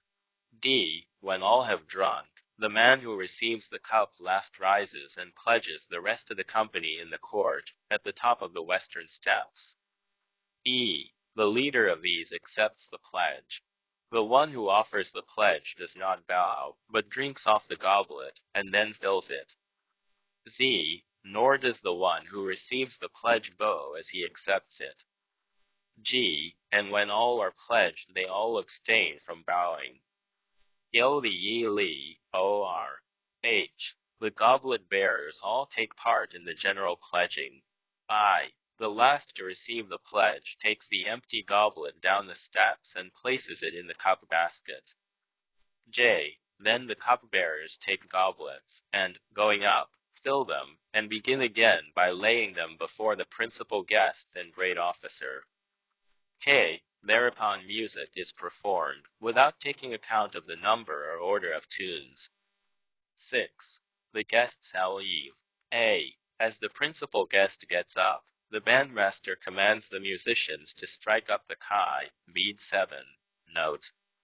Then, as, in descending, he reaches the head of the steps, the kai is played. H. With the departure of the principal guest, the body of guests also leave, the host escorting them outside the door and bowing twice. 7. Acknowledging the bounty and the condescension. A. On the morrow the guests, in their dress clothes, come and bow in acknowledgment of the host's bounty outside the door of the school, the host excusing himself from seeing them. H. The host, dressed as his visitors had been, follows them home, and, after bowing outside their several doors, in acknowledgement of their condescension without seeing them, withdraws. 8. Relieving the overseer of his office. A. Then the host, putting off his dress clothes, relieves the overseer of his office, and invites him to drink wine. There are no guests of the second degree at the ceremony. 112 less than equals I greater than LJ finger drum. To fate page 112. Book of Etiquette and Ceremonial. B. No animal is killed. A man is sent to hurry up the guests, and they are met outside the door. They do not bow, but enter and ascend the steps. Neither is their arrival acknowledged with a bow, nor do they bow in acknowledgement of the washing of the cup. The relishes are served, but there is no meat stand. C. When the guest toasts the host does not bow in acknowledgement of the honor done to his wine, nor does he bow to the body of guests. D. When the wine has been offered to the guests, one man raises the goblet, and the drinking without measure follows. E. There is no overseer appointed. Z. Nor does the principal guest take any part in the ceremony. G. May invite any who care to come, announcing the entertainment to the retired officials and notables of the district, if that is desired. H. The dainties used are such as they happen to have, and the music is such as they care to call for. 9. 48 notes. I. The principal guest. If great officers are taking part in the entertainment, then one in official employ is invited to be the principal guest. Since all invited are versed in ceremonial, there is neither the apprising nor the bidding of the guests. 2. The animal. Wine holder cover and mats. Ravel, 2, 3, 4, and 5. 3. The mat at the western inner wall. The head of the mat at the foot of the western inner wall is laid to the north. Volume I 113 I the D.Lit or. 4. The use of the cup but greater than TD the goblet, and the rule for those bowing with the cup. VYLH 2, 5, and 8a. 5. Consenijig the dried flesh and hash. The dried flesh is brought in a splint basket, and is in 5 SHCES, with half a slice for offering laid across on the top. The pickled hash is in a holder. They are brought from the eastern chamber. The slices are 2 inches long. 6. The meat stand. Read 7, 7. Except that here there is no reference to a stand for a guest of the second degree. 7. The various regulations for the ceremonial. Read 7, 2, 11, and 11, 8a, c, and d. 8. The distinction between the notables as feudal duke and great officer. If there be a feudal duke present, he is treated with the ceremony due to a principal guest, and a great officer with the ceremony due to a guest of the second degree. But if there be no feudal duke present, then the great officer is treated with the ceremony due to the principal guest. 9. On the entrance of the great officer and the place of the bandmaster. Read 7, 2, 12, and 10. 10. The organs. For the organ music to be complete, there must be 3 large organs and a small one for the accompaniment. 114 Book of Etiquette and Ceremonial. E. Offering Wynio the musicians and organ players. Read 7, 2, 13, and 14. 12. The places of those who stand. Read 7, 2, 9, first part. 13. The regulation for the overseer at D his relishes. When the overseer has raised the goblet, the relishes are served to him in his place. 14. The 3 couples. The 3 couples are taken from among the pupils, and are warned against faults by the director in front of all the competitors. 15. The place where the director's bow, arrows, and rod are lent. The bow, arrows, and rod of the director are lent against the west of the west steps. 16. The regulation with regard to the simultaneous action of the director of archery and the master at AJ-Miz. When the director, having bared his left arm and put on his finger stall and armlet, goes up into the hall, the master at arms commands, from in front of the steps, that the target be stretched, and then that the flag be laid against it. 17. The target. A. In the center of the target, the Son of Heaven has a bear's mask on a white ground. A feudal lord has a tailed deer's mask on a dark red ground. A great officer a white cloth ground, with the masks of a tiger and a cat drawn on it, and the ordinary officer the 115 the D.Lit or. Same background, with the masks of a deer and a boar drawn on it. B. The figuring of the ornamental border round the center is on a background of light red. 1-8. The shooting marks. A. The shooting takes place between the pillars. The marks are an arrow's length long, and a bow's length separates them. The crosspiece is a pace in length, and, in a school, the marks are under the central beam, but in a hall they are under the second beam. 19. The place F. O. N which the master at ends orders the marker to stand with his back to the target. This is done by the master at arms from his place, and he does not ascend to the hall. 20. The root folio wed in going to the west of the hall. Whoever proceeds to the west of the hall passes south of the master at arms. S both in going and coming, but when the principal guest or a great officer descends the steps, he turns sharp to the west to get his bow and arrows. 21. The banners. A. For banner each uses the material proper to his rank. B. If there be no material proper to his rank, then a combination of white and red feathers is used, the pole being 3 jin, 24 feet, long, and sheathed for the upper 2 shin, 16 feet, with swan's down. 22. The artile for gripping the arrows. In gripping the arrow, the archer takes it between his 2 fingers and sets it across the bow. 116. Book of Etiquette and Ceremonial. 23. The place of the director of archery, and the regulation for the master at arms when holding his bozo. The director stands to the north of the master at arms, and if the latter have no business in hand, he does not carry his bow. 24. The gradual progression in the second and third shootings. The advance in the elaboration of the 3 shootings is indicated by this, that in the first shooting no hit is tallied, in the second the hits are tallied, and in the third the shooting takes place in time with the music. 25. The places right and left at the shooting. In shooting, the first shot takes his place on the right. 26. The arrow stand.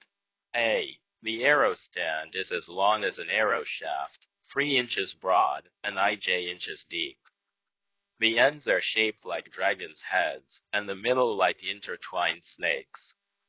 The band between the heads is of light red leather. B. It is painted red and black.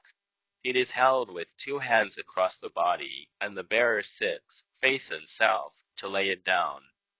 Its position on the north and south line is abreast the used water jar. 27. The punishment. If the pupils in shooting break the rules of form, they are beaten. 28. The body of guests up in the hall. As the 3 representatives of the body of guests do not take part with the more exalted personages, they do not descend with them. 117. The D.Lit, or. 29. Gathering the arrows from the demonstration along with the others. When those sent to lift the arrows used in the demonstration have collected all the others, they gather together the set shot for the demonstration and take them away without placing them on the stand. 30. The director acting as usher at the ascent and descent. When the principal guest and the host shoot, the director acts as usher to them in their going down and up.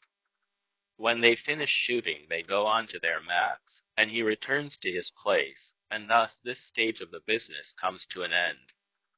31. The tally holder. The deer-shaped tally holder is painted in colors. The animal's forelegs are bent to kneel. Its back is hollowed out to hold 8 tallies. The scorer carries it forward in both hands, the head being in front. 32. The place below the hall where the great officer stands, and his method of bearing the left arm.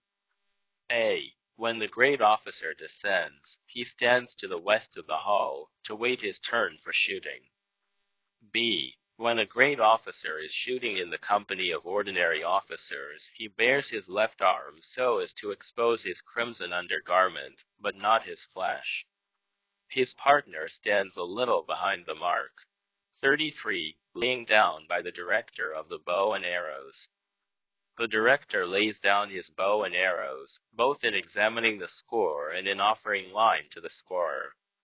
D.Lit Book of Etiquette and Ceremonial. 34. Concerning the importance attached to pierquig the target. In the ceremonial shootings, they do not attach importance to the piercing of the hide on the target, but to the form and the hit. In the cases in which they attach importance to the piercing of the hide, those who are successful shoot again, but those who fail go down from the hall and take no further part. 35. Here the host stands when he drinks. Even the host, when on the losing side, drinks, along with the losers at the top of the western steps. 36. The contents of the meat stands for the marker AUD scorer, The stand offered to the marker contains the disjointed spine, ribs, lung, and lower foreleg, JS. The east side of the target is the right edge, C. The stand for the scorer contains the disjointed spine, ribs, and lung. The stands for both of them, Have part of the lawn prepared for sacrificing. 37. The great officer removes the binding of his arrows. He does this sitting down. 38. The number of times the song is repeated. When the sow yell is sung, or gathering the duckweed, it is repeated 5 times. 39. Less than li, knit to the number of competitors. In the shooting at the end, no limit is put to the number of ordinary guests who compete. 40. The general pledging and the entrance OJ an ordinary officer. In olden days, during the general pledging, they conversed on grave and appropriate subjects. Those 119 the Yi Li or who take part in the general pledging do not wash the cup, and when it is not washed, no libation is poured from it. After this pledging, no ordinary officer enters. 41. The regulation for the exit of the great officer. In leaving, the great officer follows the host out the door, and the latter bids farewell to him outside the door with 2 bows. 4277 i.e. measurements for the district target. A. The target used at the district archery meetings is 5 sheen, 40 feet, at the upper edge, and 10 feet square at the center. B. The shooting range is 50 bow lengths, 300 feet. The center is measured with a bow 2 inches thick at the hold. C. The edging is twice the breadth of the center, and the right and left tongue are together twice the length of the edging. The lower tongue is half the length of the upper. 43. The nooner of erotives. The arrows number 80, each a foot and a grip long, with the grip scraped white. 44. The rod. The rod is a rough thorn branch an arrow's length long, and smoothed at the handle for a foot of its length. 45. The regulations for the rider's shooting. A. When the prince shoots, he takes place as the second shot. The first shot retires an arrow's length behind his mark. When he has loosed, he turns face to the prince and stands at attention. B. The prince waits for the music to begin before 120 Book of Etiquette and Ceremonial. Going to the mark. For the shooting he bares his arm only to his red undergarment. An underservant uses a napkin to wipe the bow and holds the arrows as he hands them to him. C. If the prince be on the losing side and be offered wine, the ceremonial used is that proper at the feast, and he drinks twice, refilling for himself. 46. The sets of tally holders and flags. A. When the prince shoots in the city, the tally holder is in the figure of a PH shoe, and a feather standard is used by the marker, of red and white feathers combined. B. When the shooting is in the suburbs, the tally holder is a loo, and an ordinary standard is used by the marker. C. If the shooting take place in the provinces, the tally holder is tiger-shaped, and the marker uses a dragon banner. D. Great officers have a tally holder in the shape of a rhinoceros, and each rank a banner of the material proper to it for the use of its marker. An ordinary officer has a deer-shaped tally holder, and the marker uses a standard of feathers. 47. Ministers do not hold shooting matches in the capital. No one but the ruler holds a shooting match in the capital. 48. The rule for a great officer in attendance on the inns when he bares his arm. When a prince is present, a great officer strips his arm to the skin. 121, Chapter 11. The Bank Ti, Part 1. I. Apprising those who are to take part. At the conclusion of an audience, the Duke sends a retainer to apprise those who are invited to take part in the banquet. 2. Laying out all the apparatus and food. A. The court steward prepares all the viands for the use of the various officials to the east of the private apartments. H. The musicians suspend the bells and the musical stones. C. The used water jar and cup basket are set to the southeast of the east steps and abreast the eastern rain gutter. The jar of water is placed to the east of it and the cup basket to the west, all squarely south. The Duke's cup basket is placed to the north of them and faces west. D. The keeper of the sacrificial vessels places the wine holder to the west of the eastern pillar. This consists of two square-mouthed bases, in the left of which is the dark wine, and they are graded from the south. The wine holder for the Duke consists of a pair of earthenware pots, with stands covered with fine or coarse cloth, according to the season. These covers are placed to the south of the wine holders, and graded from the south. The holder from which the book of Etiquette and Ceremonial, wine for the ordinary officers and that to be used at the general feasting is taken is placed to the west of the door, and consists of a pair of round-necked bases. E. The keeper of the vessels then lays the mat for the principal guest to the west of the door of the room, with its head to the east, but with no second mat on it. 3. OMG to their places. A. The captain of the archers announces that all is ready. B. Then a retainer lays the Duke's mat at the head of the eastern steps, facing westward, spreading it in several layers.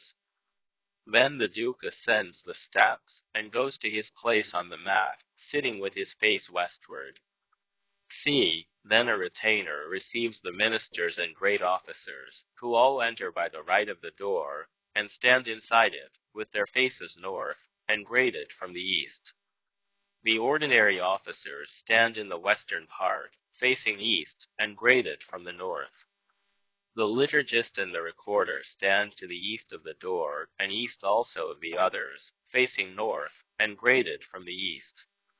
One of the retainers takes his stand below the eastern side hall, facing south, and the ordinary officers who are to take part in the general feasting stand west of the door and face north, graded from the east.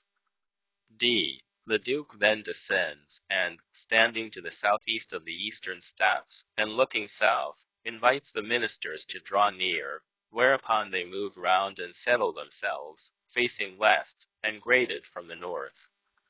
Then the Duke does the same to the great officers, and they all advance a little. 123. The D.Lit. 4. Appointing the principal nest and the manager. A. Then the captain of the archers invites the Duke to name the principal guest, and he says, "Let so and so have the honor." B. This appointment the captain of archers conveys to the principal guest, and he, advancing a little, formally declines, this being reported to the Duke. C. Then the captain recommunicates the Duke's appointment, and the guest kowtows twice and accepts, this being reported to the Duke by the captain. D. Then the principal guest goes out the door and stands, facing east. E. Thereafter the Duke salutes the ministers and great officers, who all ascend the steps and go to their mats. Z. Then the retainer, standing below the east steps and facing north, asks the Duke to name the men who shall be the cover holders, and thereafter to say who shall act as the Duke's waiter. G. He then gives orders to the cover lifters, and they, going up by the west steps, stand to the south of the wine holder, facing north, and graded from the east. H. Thereafter the Duke's steward invites the Duke to name those who shall serve the dainties to the feudal dukes and ministers. 5. The entrance of the principal guest. The captain of the archers meets the principal guest, who enters at this stage.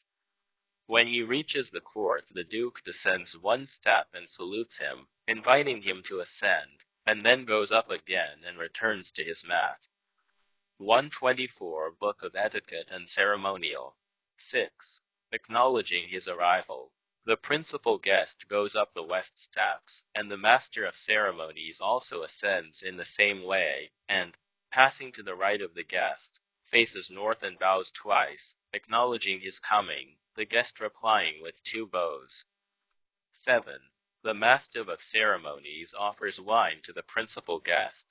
A. The master of ceremonies goes down to wash a cup, and stands, facing northwest to the south of the used water jar.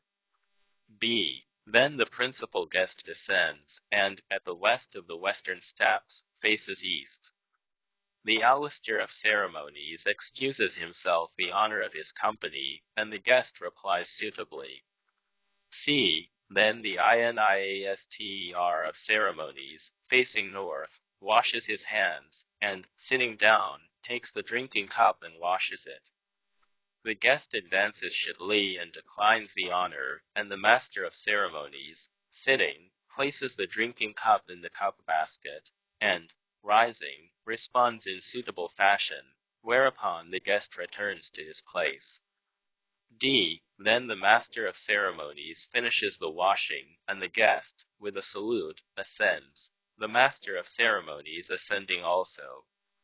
The guest bows in acknowledgement of the washing, and the Master of Ceremonies, at the guest's right side, lays down the drinking cup in response with a bow.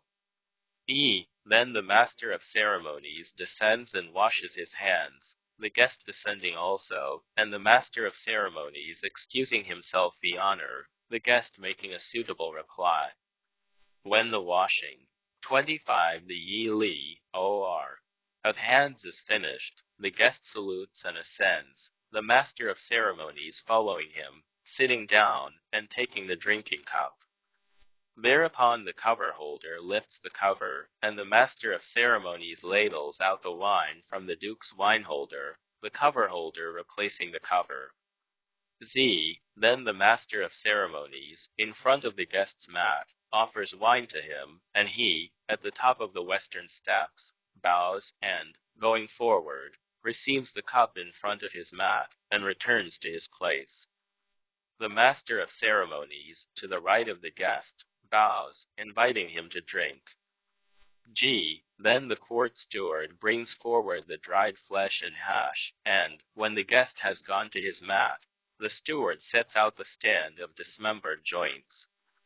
H. Whereupon the guest sits, and, taking the cup in his left hand, makes an offering of the relishes with his right, afterwards laying down the cup to the right of the relishes.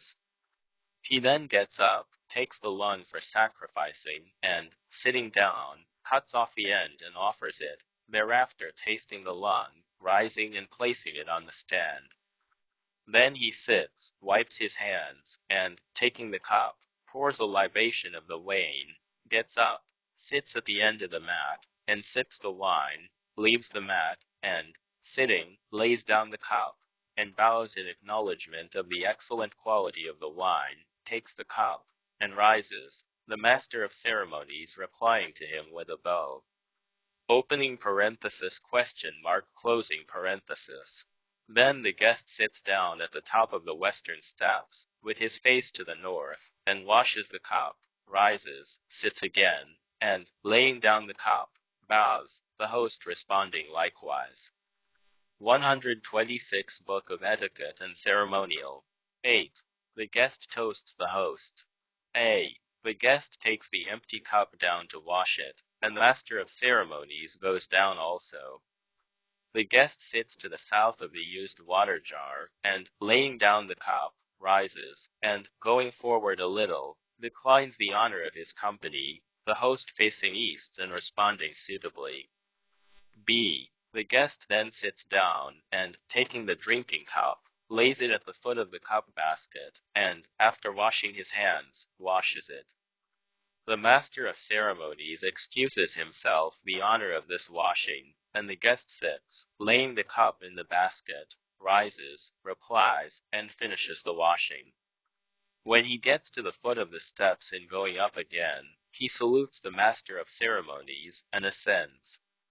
The Master of Ceremonies then ascends and bows, acknowledging the honor of the washing with the same ceremonial that the guest used.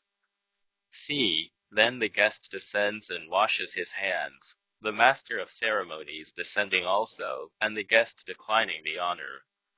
When the hand washing is finished, the guest salutes, ascends, ladles out wine from the Duke's holder, the cover holder lifting the cover as before.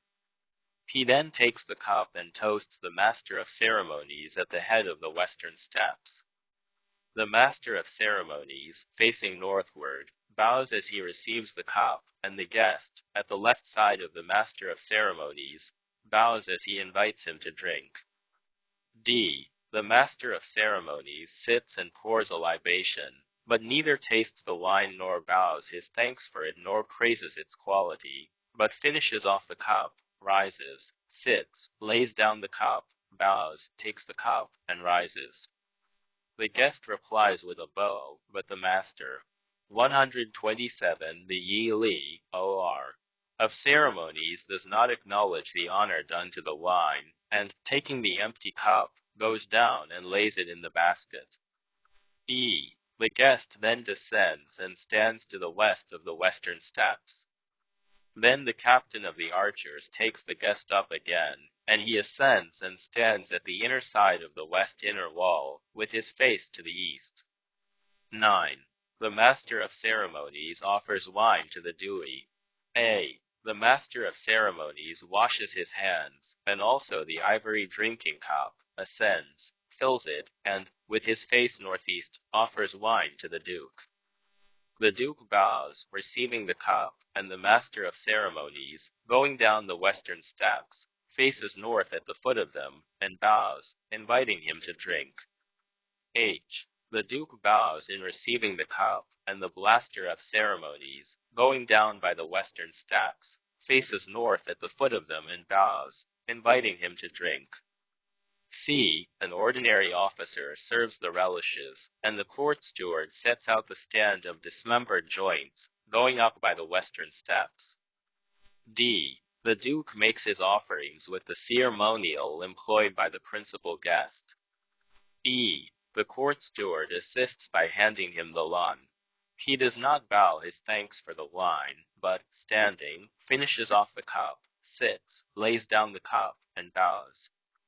Then he takes the cup and rises, the master of ceremonies responding with a bow, and going to the west steps, where he receives the cup, and, taking it down, lays it in the duke's cup basket.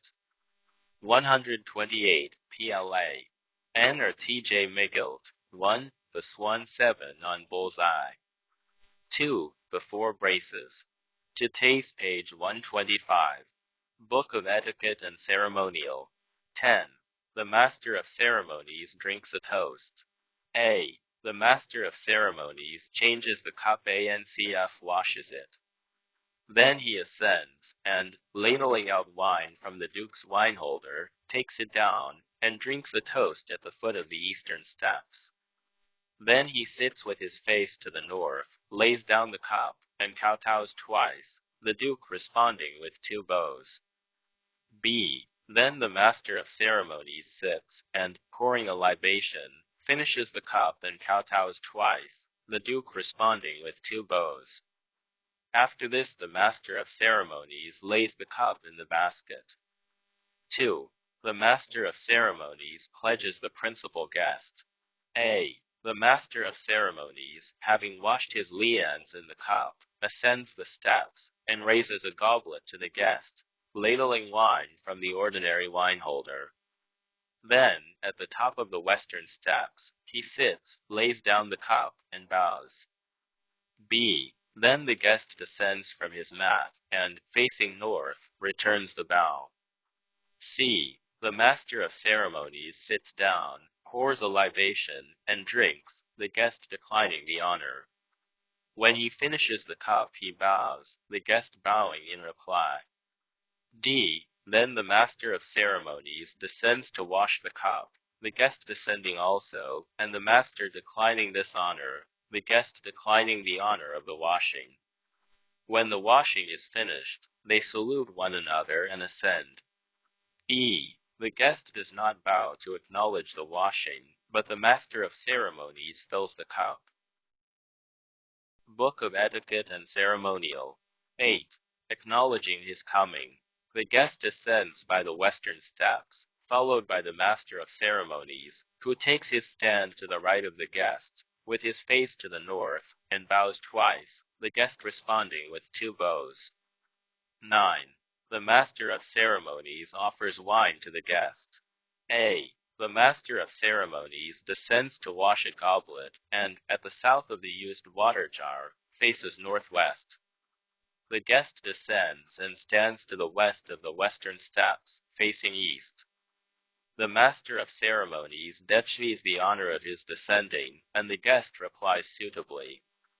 Then the master of ceremonies, facing north, washes his hands, and, sitting down, takes the drinking cup, rises and washes it, the guest withdrawing a little, and declining the honor of the washing. Then the master of ceremonies sits down, lays the cup in the cup basket, rises and replies. After this the guest returns to his place, and when the master of ceremonies has finished washing his cup, the guest salutes and ascends, the master of ceremonies going up also. Then the guest bows in acknowledgement of the washing, and the master of ceremonies, at the guest's right, lays down the cup and replies with a bow. He then goes down to wash his hands, and the guest descends, the master of ceremonies declining the honor, and the guest replying. When the washing is complete, the guest salutes and ascends. The host then ascends, sits down, and takes the drinking cup. Then the cover holder lifts the cover, and the master of ceremonies ladles out a cupful from the duke's holder, after which the cover holder puts on the cover, and the ladler sets on the ladles and inverts them. 155. The D.Lit.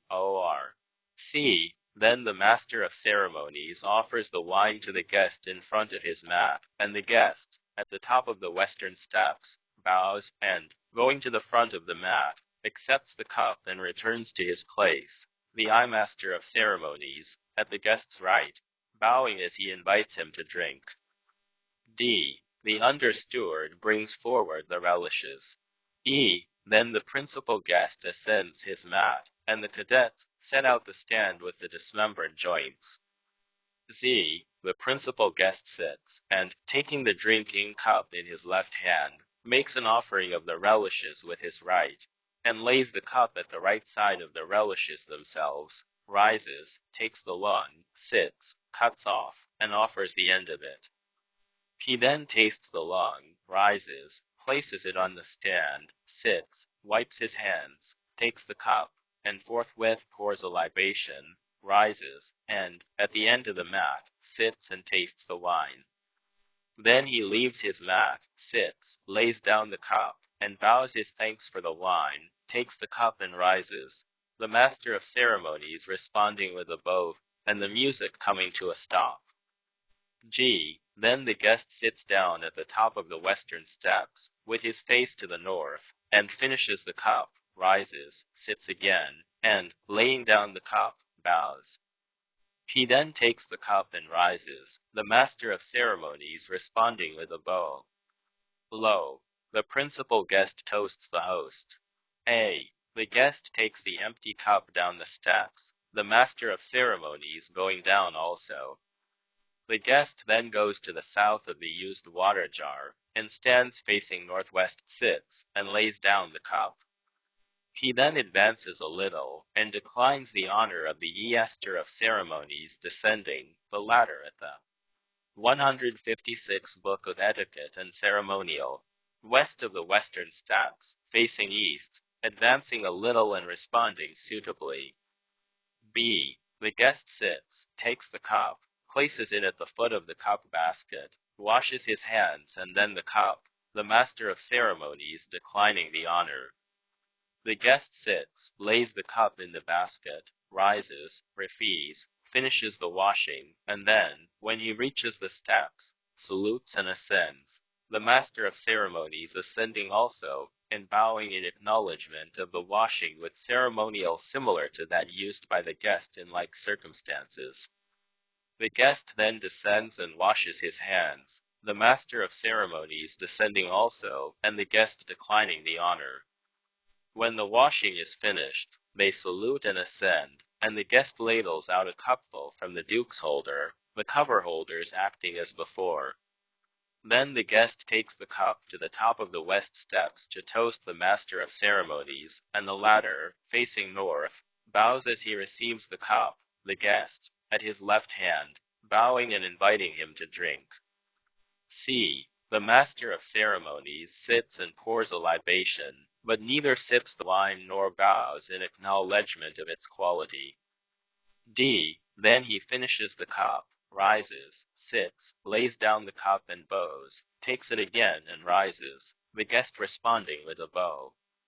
The master of ceremonies does not bow in acknowledgement of the honor done to the wine, and, taking the empty cup, descends and places it in the basket. E. The guest then descends and stands to the west of the west steps, with his face eastward. Z. Then the usher communicates to the guest the Duke's command that he shall ascend the steps. He obeys and, ascending, stands at the end of the western inner wall, with his face to the east. 157. The D.Lit, or 1-1. The master of ceremonies offers wine to the Duke. A. The master of ceremonies washes his hands and also the ivory drinking cup, ascends, ladles out wine from the Duke's wine holder, and, with his face to the northeast, offers it to the Duke. B. The Duke bows and receives the cup, the band striking up the SSU Shaw.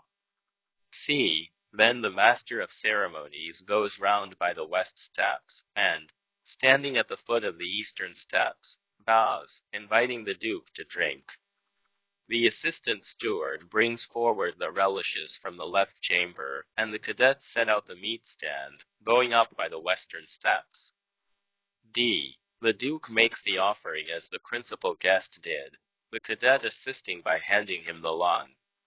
E. He does not bow his acknowledgement of the quality of the wine, but stands to drink off the cup, and, sitting, lays it down and bows, takes it and rises. The master of ceremonies replies with a bow, and the music ceases. Z. The master of ceremonies ascends and receives the cup, descends and places the cup in the Duke's cup basket. 12. The master of ceremonies toasts himself.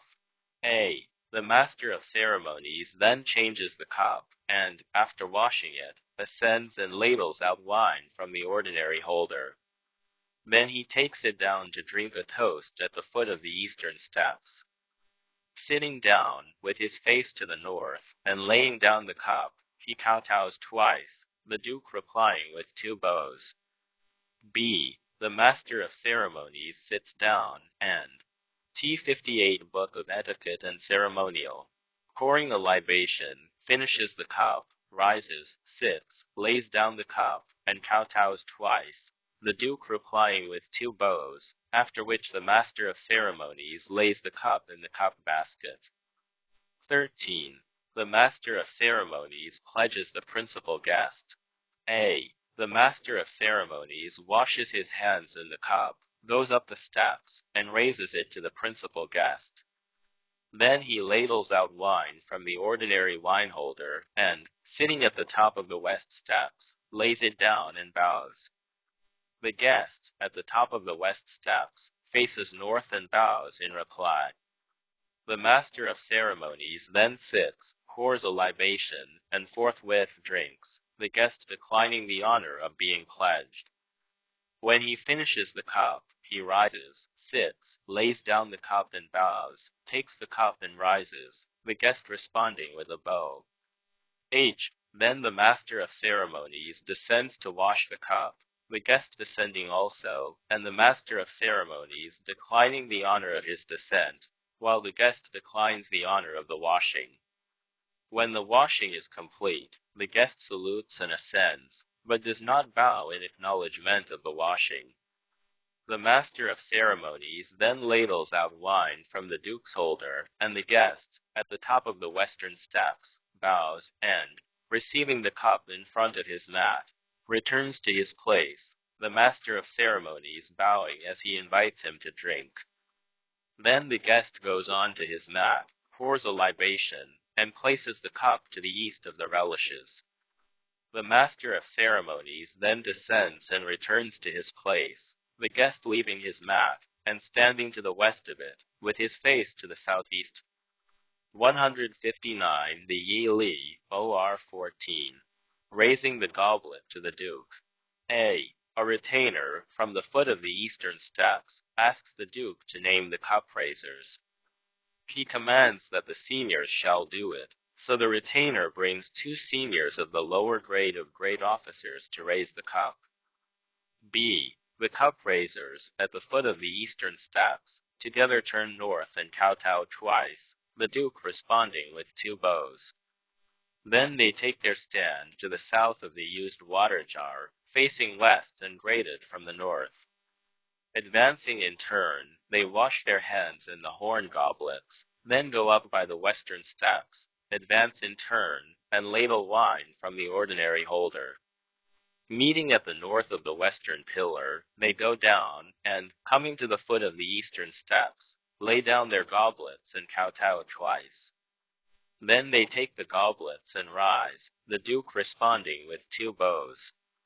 Both the cup raisers sit and pour a libation, finish off the goblets, rise, sit, lay down the goblets, kowtow twice, take the goblets, and rise, the Duke replying with 2 bows.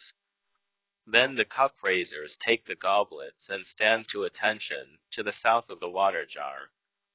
C. Then a retainer invites the Duke to name the man who shall hand wine to him.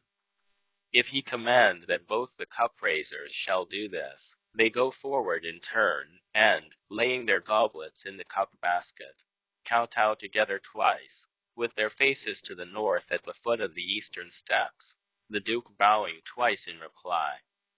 They wash ivory goblets, ascend and fill them, go forward in turn, sit, and lay them to the south of the relishes, graded from the north. They descend, go to the foot of the eastern steps, and both 160 arrows stand. To face page I6I. Book of Etiquette and Ceremonial. Kowtow twice, inviting the Duke to drink, the Duke replying with 2 bows. D. Then the cupbearers retire together and go to their places.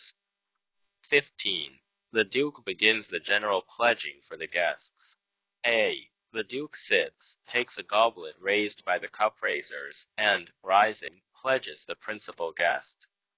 He descends, and, at the foot of the western steps, kowtows twice, the head retainer decking the honor for the Duke, and the guest going up the steps and completing his obeisance.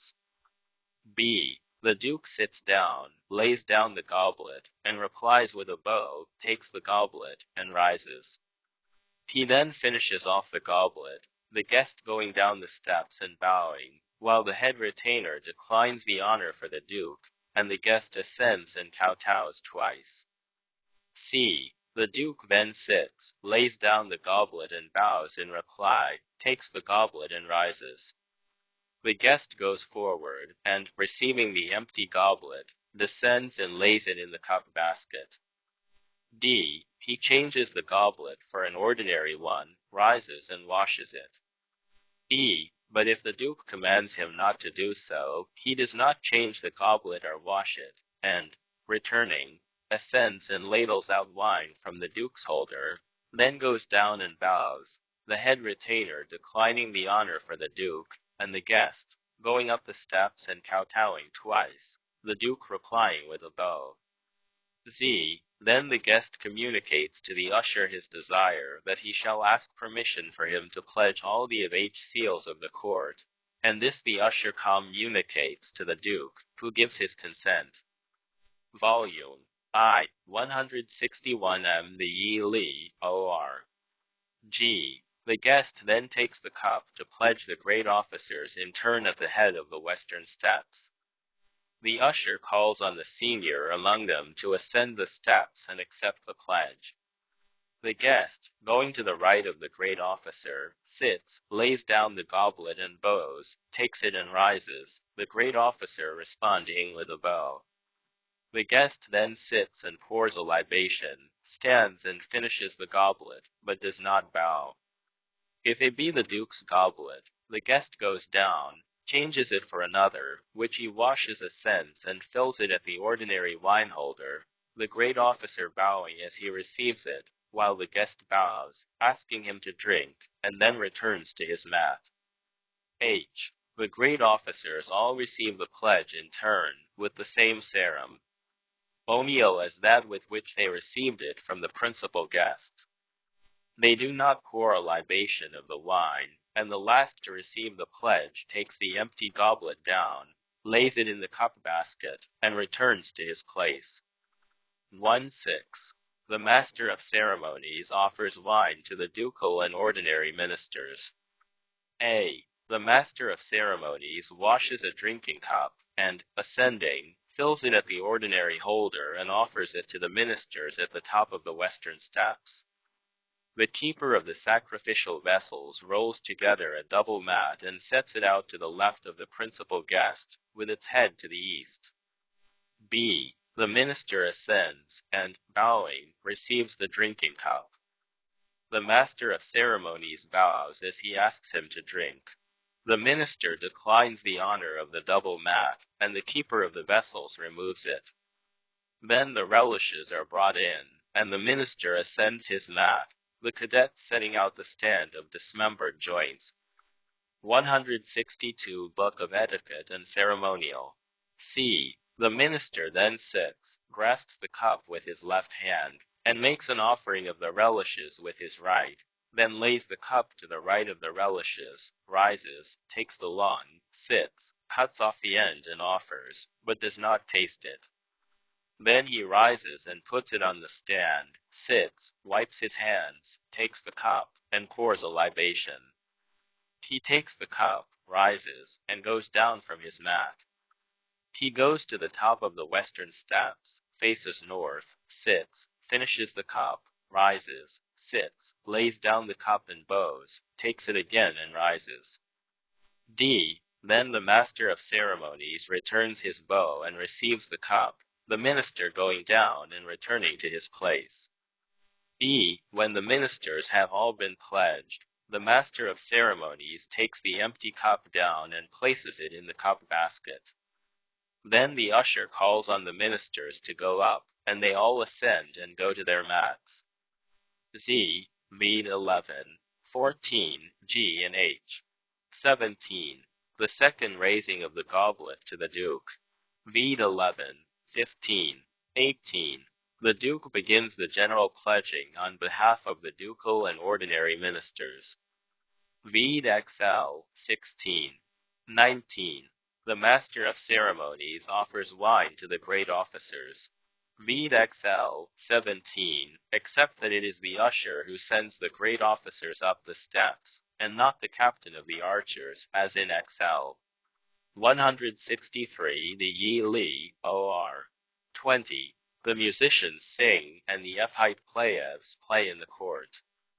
A. Then they lay mats for the musicians at the top of the west steps, and Uddle to the east. A retainer meets the musicians, 6 in all, with 4 lutes. H. The head of the slaves, empty-handed, leads along the director of music, and his first assistant leads the assistant director, while one of the ordinary slaves leads the first musician. C. V. 13, H. D. Those following the director are also led along by their guides, empty-handed.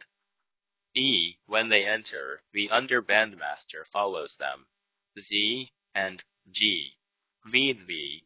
13, C, but with a little less detail. H. The assistant bandmaster stands at the east of the western steps. I. Then they sing the 3 Call of the Deer pieces.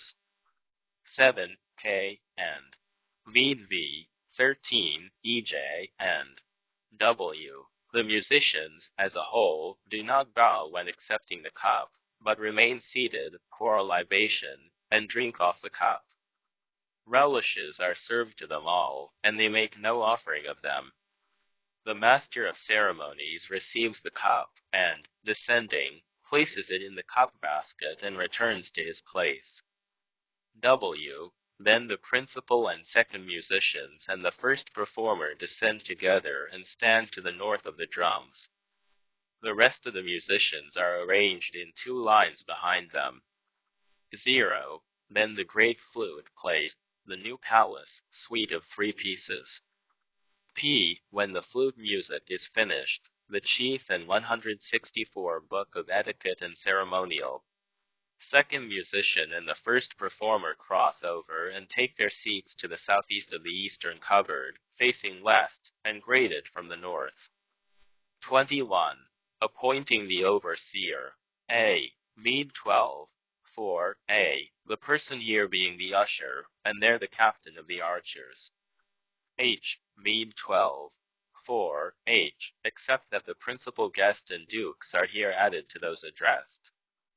C. The overseer then descends by the western steps, and, facing south, sits and takes the goblet, goes up, ladles wine out of the ordinary wine holder, descends, faces south, sits, lays down the goblet, gets up, turns round by the right, faces north, and stands in an expectant attitude. He then sits, takes the goblet, rises, sits again, does not pour a libation, finishes the goblet, lays it down, rises, kowtows twice, turns round by the left, faces south, sits, takes the goblet, washes it, faces south, and again puts the goblet in its place and stands, facing north. 22. The invitation to shoot. A. The director of archery goes to the dressing tent, and, bearing his left arm, puts on the finger stall and armlet, and takes up his bow, laying his set of arrows across it on the outer side, so that their points appear at the bow hold, while with his right thumb he hooks the bowstring. B. Then, from the front of the east steps, he says, "The master-at-arms invites you to shoot." C. He announces that great officers will pair with great officers, and that if an ordinary officer is paired with a great officer, he will take the second place. 165. The D.Lit, OR. 23. Presenting the shooting weapons and drawing the marks. A. The director then goes to the front of the west steps, and, facing east, looks to the right and commands the assistants to present the shooting weapons. B. These are then brought in, the prince's bow and arrows being placed in the eastern hall, and the guest's bow and arrows, along with the tally holder, tallies, and cup stand, one below the west hall. The bows and arrows of the body of shooters are not gathered up separately, but all, along with the arrow stand, are taken to the dressing tent one and left in readiness. C. The workmen, employees, and measurers go up by the north stairs, and between the pillars measure the distance with a bow. They use red or black, and, regulating the measurements with a foot rule, draw the cruciform shooting marks, the superintendent of archery supervising them. D. When the marks are drawn, the men go down by the northern steps, and the keeper of the vessels sweeps the marks and goes down the same way. 24. Instructing the recorder and arranging the couples. A. The great recorder stands to the west of where the tally holder is to be placed, and faces east to receive the regulations. B. Then the director of archery faces west and instructs him as follows. The duke shoots at the great target, the great officers at the medium, and the ordinary officers at the target of taper's hide. The shot that does not hit the proper target is not counted.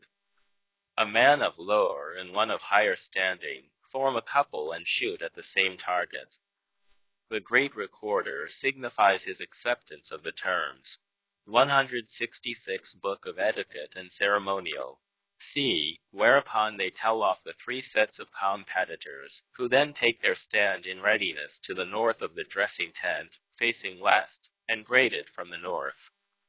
D. Then the director of archery says to the first shots, "So-and-so will wait on your honor." To the second shots he says, "Your honor will shoot with so-and-so."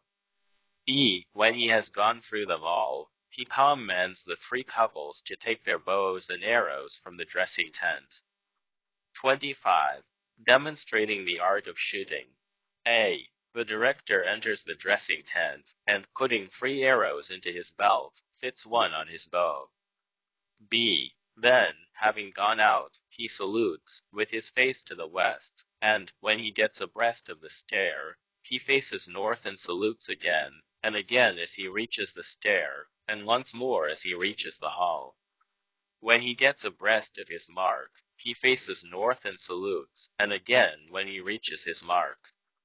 Then he withdraws a little from the lower mark and demonstrates the art of shooting. C. He shoots at the 3 targets with his set of arrows, first loosing at the taper hide target, then at the center one, and, lastly, loosing twice at the great target. D. When he is finished, he faces north and salutes, and, when he reaches the step, he salutes and descends, with the same observances as when he ascended. E. Then he goes to the west of the hall, and, undoing the arrows, takes one and fits it to his bow. Z. Then he takes his rod, fits it in his belt, and goes and stands to the southwest of where the tally holder is to be placed, with his face to the east. 167, Chapter 14. The Observances of the Great Archery Meeting. Part H. I. The first shooting. A and B. VIX. I. A. C. VIX. I. 5. Except that the shooters stand by the dressing tent. D. VIX. I. C. Except that the shooters stand by the dressing tent. E. VIX. I, D, and E, except that the shooters stand by the dressing tent, and here the master-at-arms puts on the fingerstall and armlet, to be in keeping with the greater ceremoniousness in presence of the prince. Z, the markers, who are standing with their backs to the target, all respond in the note KTMG and run straight west.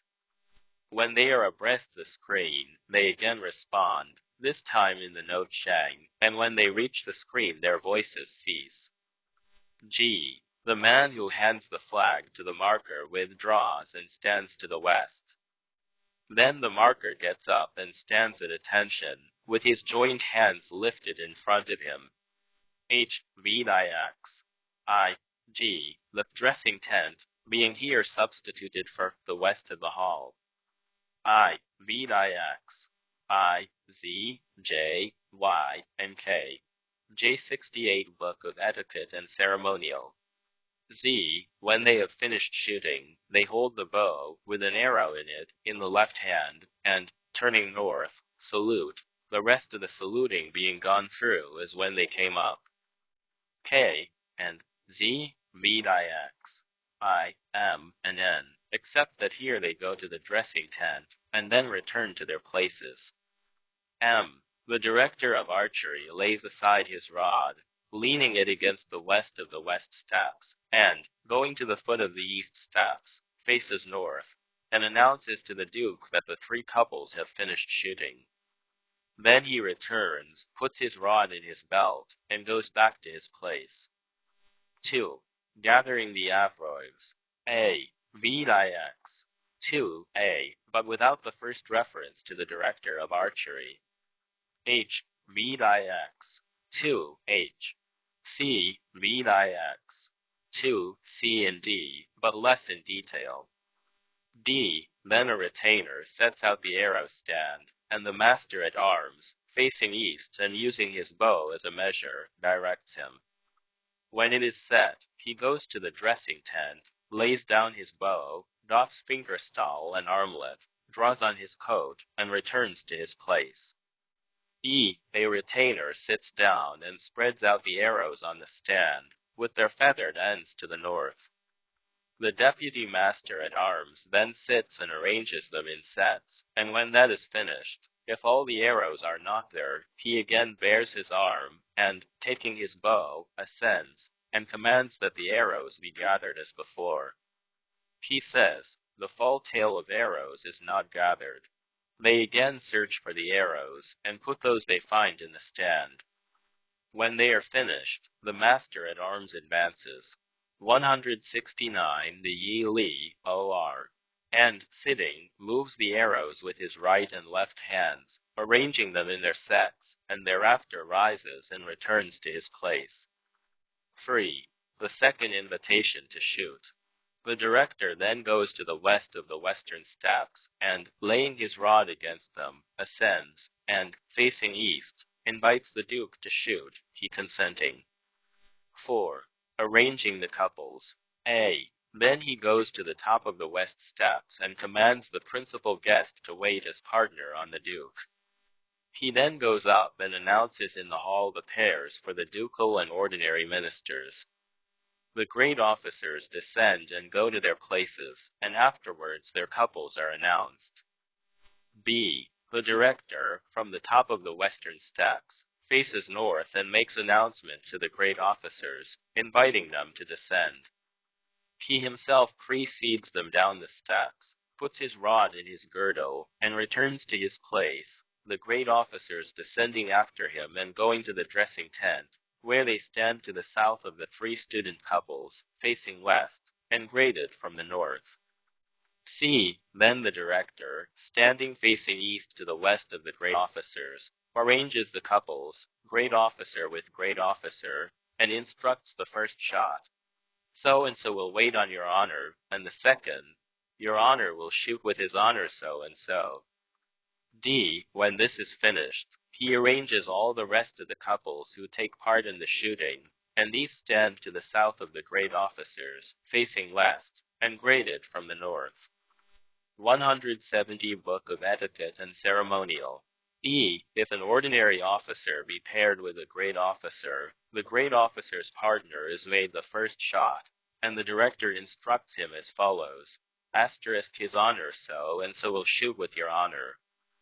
To the great officer he says, so-and-so will wait on your honor. Z. The words used in instructing the body of couples of contestants are the same as those used to the three couples. The ducal and ordinary ministers do not yet come down the steps. 5. The three couples take their arrows. A. Then he commands the three couples, and each man, along with his partner, takes up his arrows.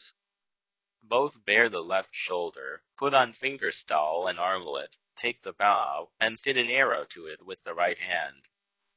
B. The first couple issue from the dressing tent, face west and bow, advance, and when abreast the stand bow again, and again when they reach the stand.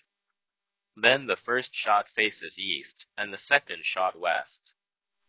C. The first shot salutes and advances, sits, holds his bow across his body, and extending his hand, palm up, below the bow, takes an arrow and lays it on the hold. He then rises, adjusts the feathers, and turning to the left, but not through a full circle, faces in the opposite direction and salutes. D. Then the second shot advances, sits, holds his bow across his body, and, inverting his hand, extends it over the bow, and, laying an arrow on the hold, grips it, rises, adjusts the feathers, turns to the left, but not through a full circle, and, facing in the opposite direction, salutes. 171. The Yi-Li, O.R. E. When the arrows are all taken up, they even the ends together.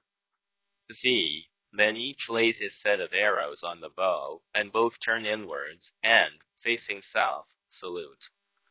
G. When they reach the south of the arrow stand, they both turn by the left, and, facing north, salute, putting 3 arrows in the belt, and laying 1 on the bow. H. Then they bow and turn together to the left, the first shot being on the left side. The retiring couple keep the left hand to the left hand of those advancing, and each pair bow as they pass the other. Then they withdraw and lay down bow and arrows in the dressing tent, put off fingerstall and armlet, and return to their places. I. The bow remaining couples also take up their arrows in the same fashion, those coming last lifting the arrows used in the demonstration as well. They gather the set together and hand them to the assistant in the dressing tent, and all draw on their coats and return to their places. 6. The second shooting. A. VIX. 7.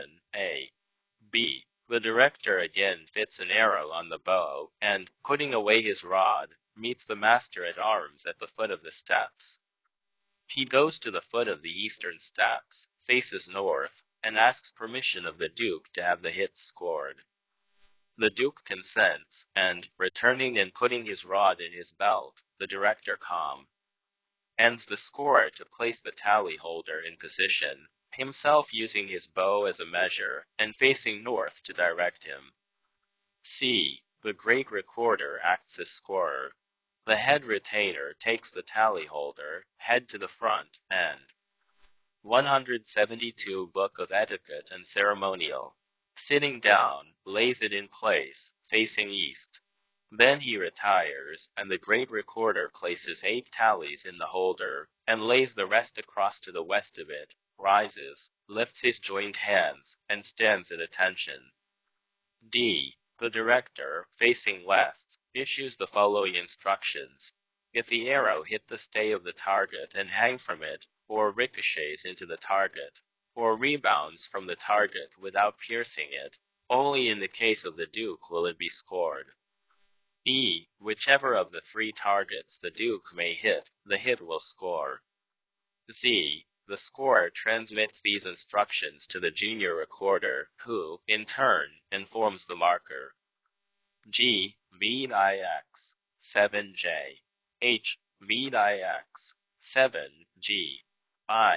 VIX 7H I and 7 J. Then the principal guest goes down and takes his bow and arrows from the west of the hall.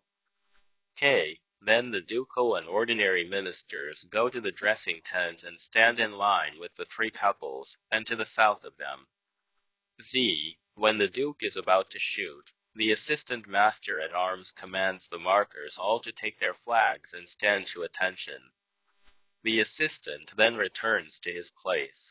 W. Slaves are then sent to sweep the shooting range. N. Then the director of archery puts away his rod and, going to the foot of the east steps, announces the shooting to the Duke, who gives his consent. He then goes to the east of the west steps and does the same to the principal guest, and thereafter puts his rod into his belt and returns to his place. 0. Then a lieutenant of archers takes the Duke's fingerstall and armlet from the top of the eastern. 173 The D.Lit or cupboard, while another receives the bow and dusts it, and both take them and stand ready in the eastern hall. P. When the Duke is about to shoot, the guest descends, and, going to the west of the hall, bares his left arm, puts on fingerstall and armlet, and, taking his bow, puts 3 arrows in his belt, and fits one to the bow. He then ascends by the west steps, and first waits an arrow's length north of the mark, and facing east. Q. The master-at-arms then ascends, and, commanding them to leave the target as before, turns round by the right and goes down, lays aside his bow, and returns to his place. R. Then the Duke goes to his mat, while the archery lieutenant, carrying his fingerstall on bamboo tray, and another holding the bow, follow him. S. Then the lieutenant sits, and, laying down the tray to the south of the mark, dusts the articles with a napkin, takes the fingerstall, and, rising, assists in fitting it on, setting in their place the 3 finger cases. T. Then the head retainer assists the Duke to bare his arm, and he strips to the red undershirt. When that is finished, the assistant withdraws and stands to attention in the eastern hall. U. Then the archery lieutenant sits down again, and, taking up the armlet, rises and assists the Duke to put it on. After this he takes the tray, withdraws, and, placing it on the cupboard, returns to his place. V. The captain of archers takes the bow on his hands, which are covered by his sleeves, and runs his hands over the bends of it to right and left, twice on the upper, and once on the under, side. Then he, 174 Book of Etiquette and Ceremonial, takes the hold in his left hand, and the end in his right, and presents it to the Duke, who himself bends it. W. Then the head retainer dusts the arrows with the inside of the cloth, and hands them to the Duke, lightly wrapped in the cloth itself. X. The captain of archers stands behind the Duke to tell him the course the arrow will take. If he is to aim low, he says, *, drop it, and if he is to aim high, he says, raise it. If he is to aim more to the left or right, he names the side to which he is to aim. Y. When the Duke has shot, the captain receives the bow and stands at attention. They shoot in turn until the whole set of arrows is exhausted. 2. When the Duke has finished shooting, the head retainer takes the cloth and withdraws to his place. The captain of archers then receives the bow, and the lieutenant the finger stowel and armlet in the tray, and, withdrawing, places them on the cupboard and returns to his place. The captain of archers then withdraws to the place occupied by the overseer, and the head retainer assists the Duke to draw on his coat. Then the Duke turns, and thereafter the guest goes down the steps, and, laying down his bow to the west of the hall, returns to his place at the west of the steps, where he stands, facing east. B. The Duke then goes to his mat, and the overseer, in the name of the Duke, sends the guest up the stairs. He returns to his mat, and thereafter the ministers and great officers shoot in succession. C. The ducal and ordinary ministers take their bows in the dressing tent, bare the left arm, put on the finger stowel and armlet, grasp their bows, put 3 arrows in their belts, and fit one on the string. Then they come out, face west, and salute. Then they, 175 the D.Lit, salute as the 3 couples did, and ascend to shoot. When their shooting is finished, they descend like the 3 couples, and, going to the dressing tent, put away their bows, doff finger stowel and armlet, draw on their coats, and return to their places. The rest all shoot in succession, the score being taken, and all else conducted as before.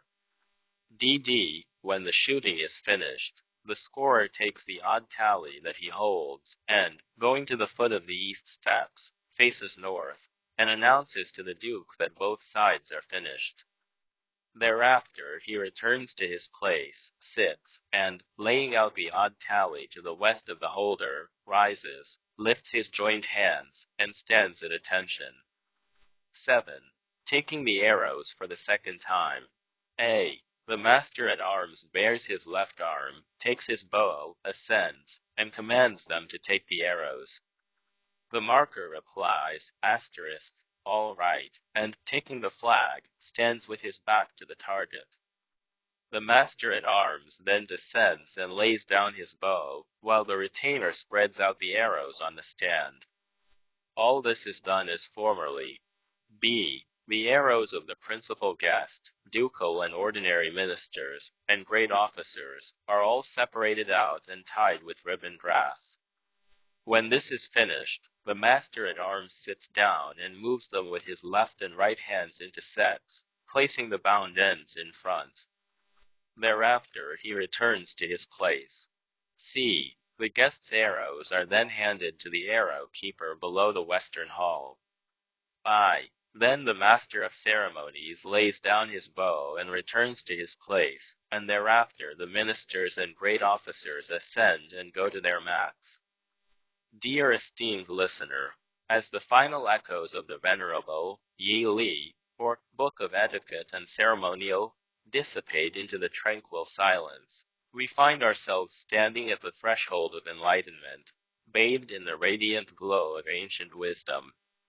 Your journey through the sacred corridors of this timeless tome has been a pilgrimage of the soul, a harmonious dance with the eternal truths of propriety, balance, and virtue. We extend to you our sincerest gratitude and deepest appreciation for immersing yourself in the celestial teachings and embracing the wisdom of the sages. Your presence, your attentive spirit, and your openness to the whispers of the ages have breathed life into the words, transforming ancient echoes into a living symphony of truth, love, and peace. The journey through the D.Lit is not merely an exploration of ceremonial rites and ethical conduct. It is a transformative odyssey towards self-discovery, enlightenment, and harmonious existence. Your footsteps on this path have sown the seeds of wisdom, and we trust that the teachings of the D.Lit will continue to blossom in your heart, guiding your every thought, word, and deed. We are deeply honored to have shared this sacred journey with you and profoundly grateful for the harmonious energy you have contributed to this collective exploration of ancient wisdom. May the teachings of the Yi-Li be a luminous lantern in the darkness, a gentle breeze in the stillness, and a steadfast companion on your continued journey towards truth, love, and peace. As you step forth from the tranquil abode of the Yi-Li, carrying the sacred whispers of the sages in your heart, we hope that the timeless teachings continue to resonate within you, inspiring a life of virtue, balance, and harmony. Remember, the wisdom of the Yi-Li is not a distant echo from the past. It is a living truth, a guiding light, and an eternal dance with the Tao. Thank you, dear listener, for walking this path with us, for embracing the wisdom of the ages, and for being a beacon of light in the harmonious tapestry of existence. May your journey be blessed with truth, love, and peace, and may the sacred teachings of the Yi-Li continue to illuminate your way.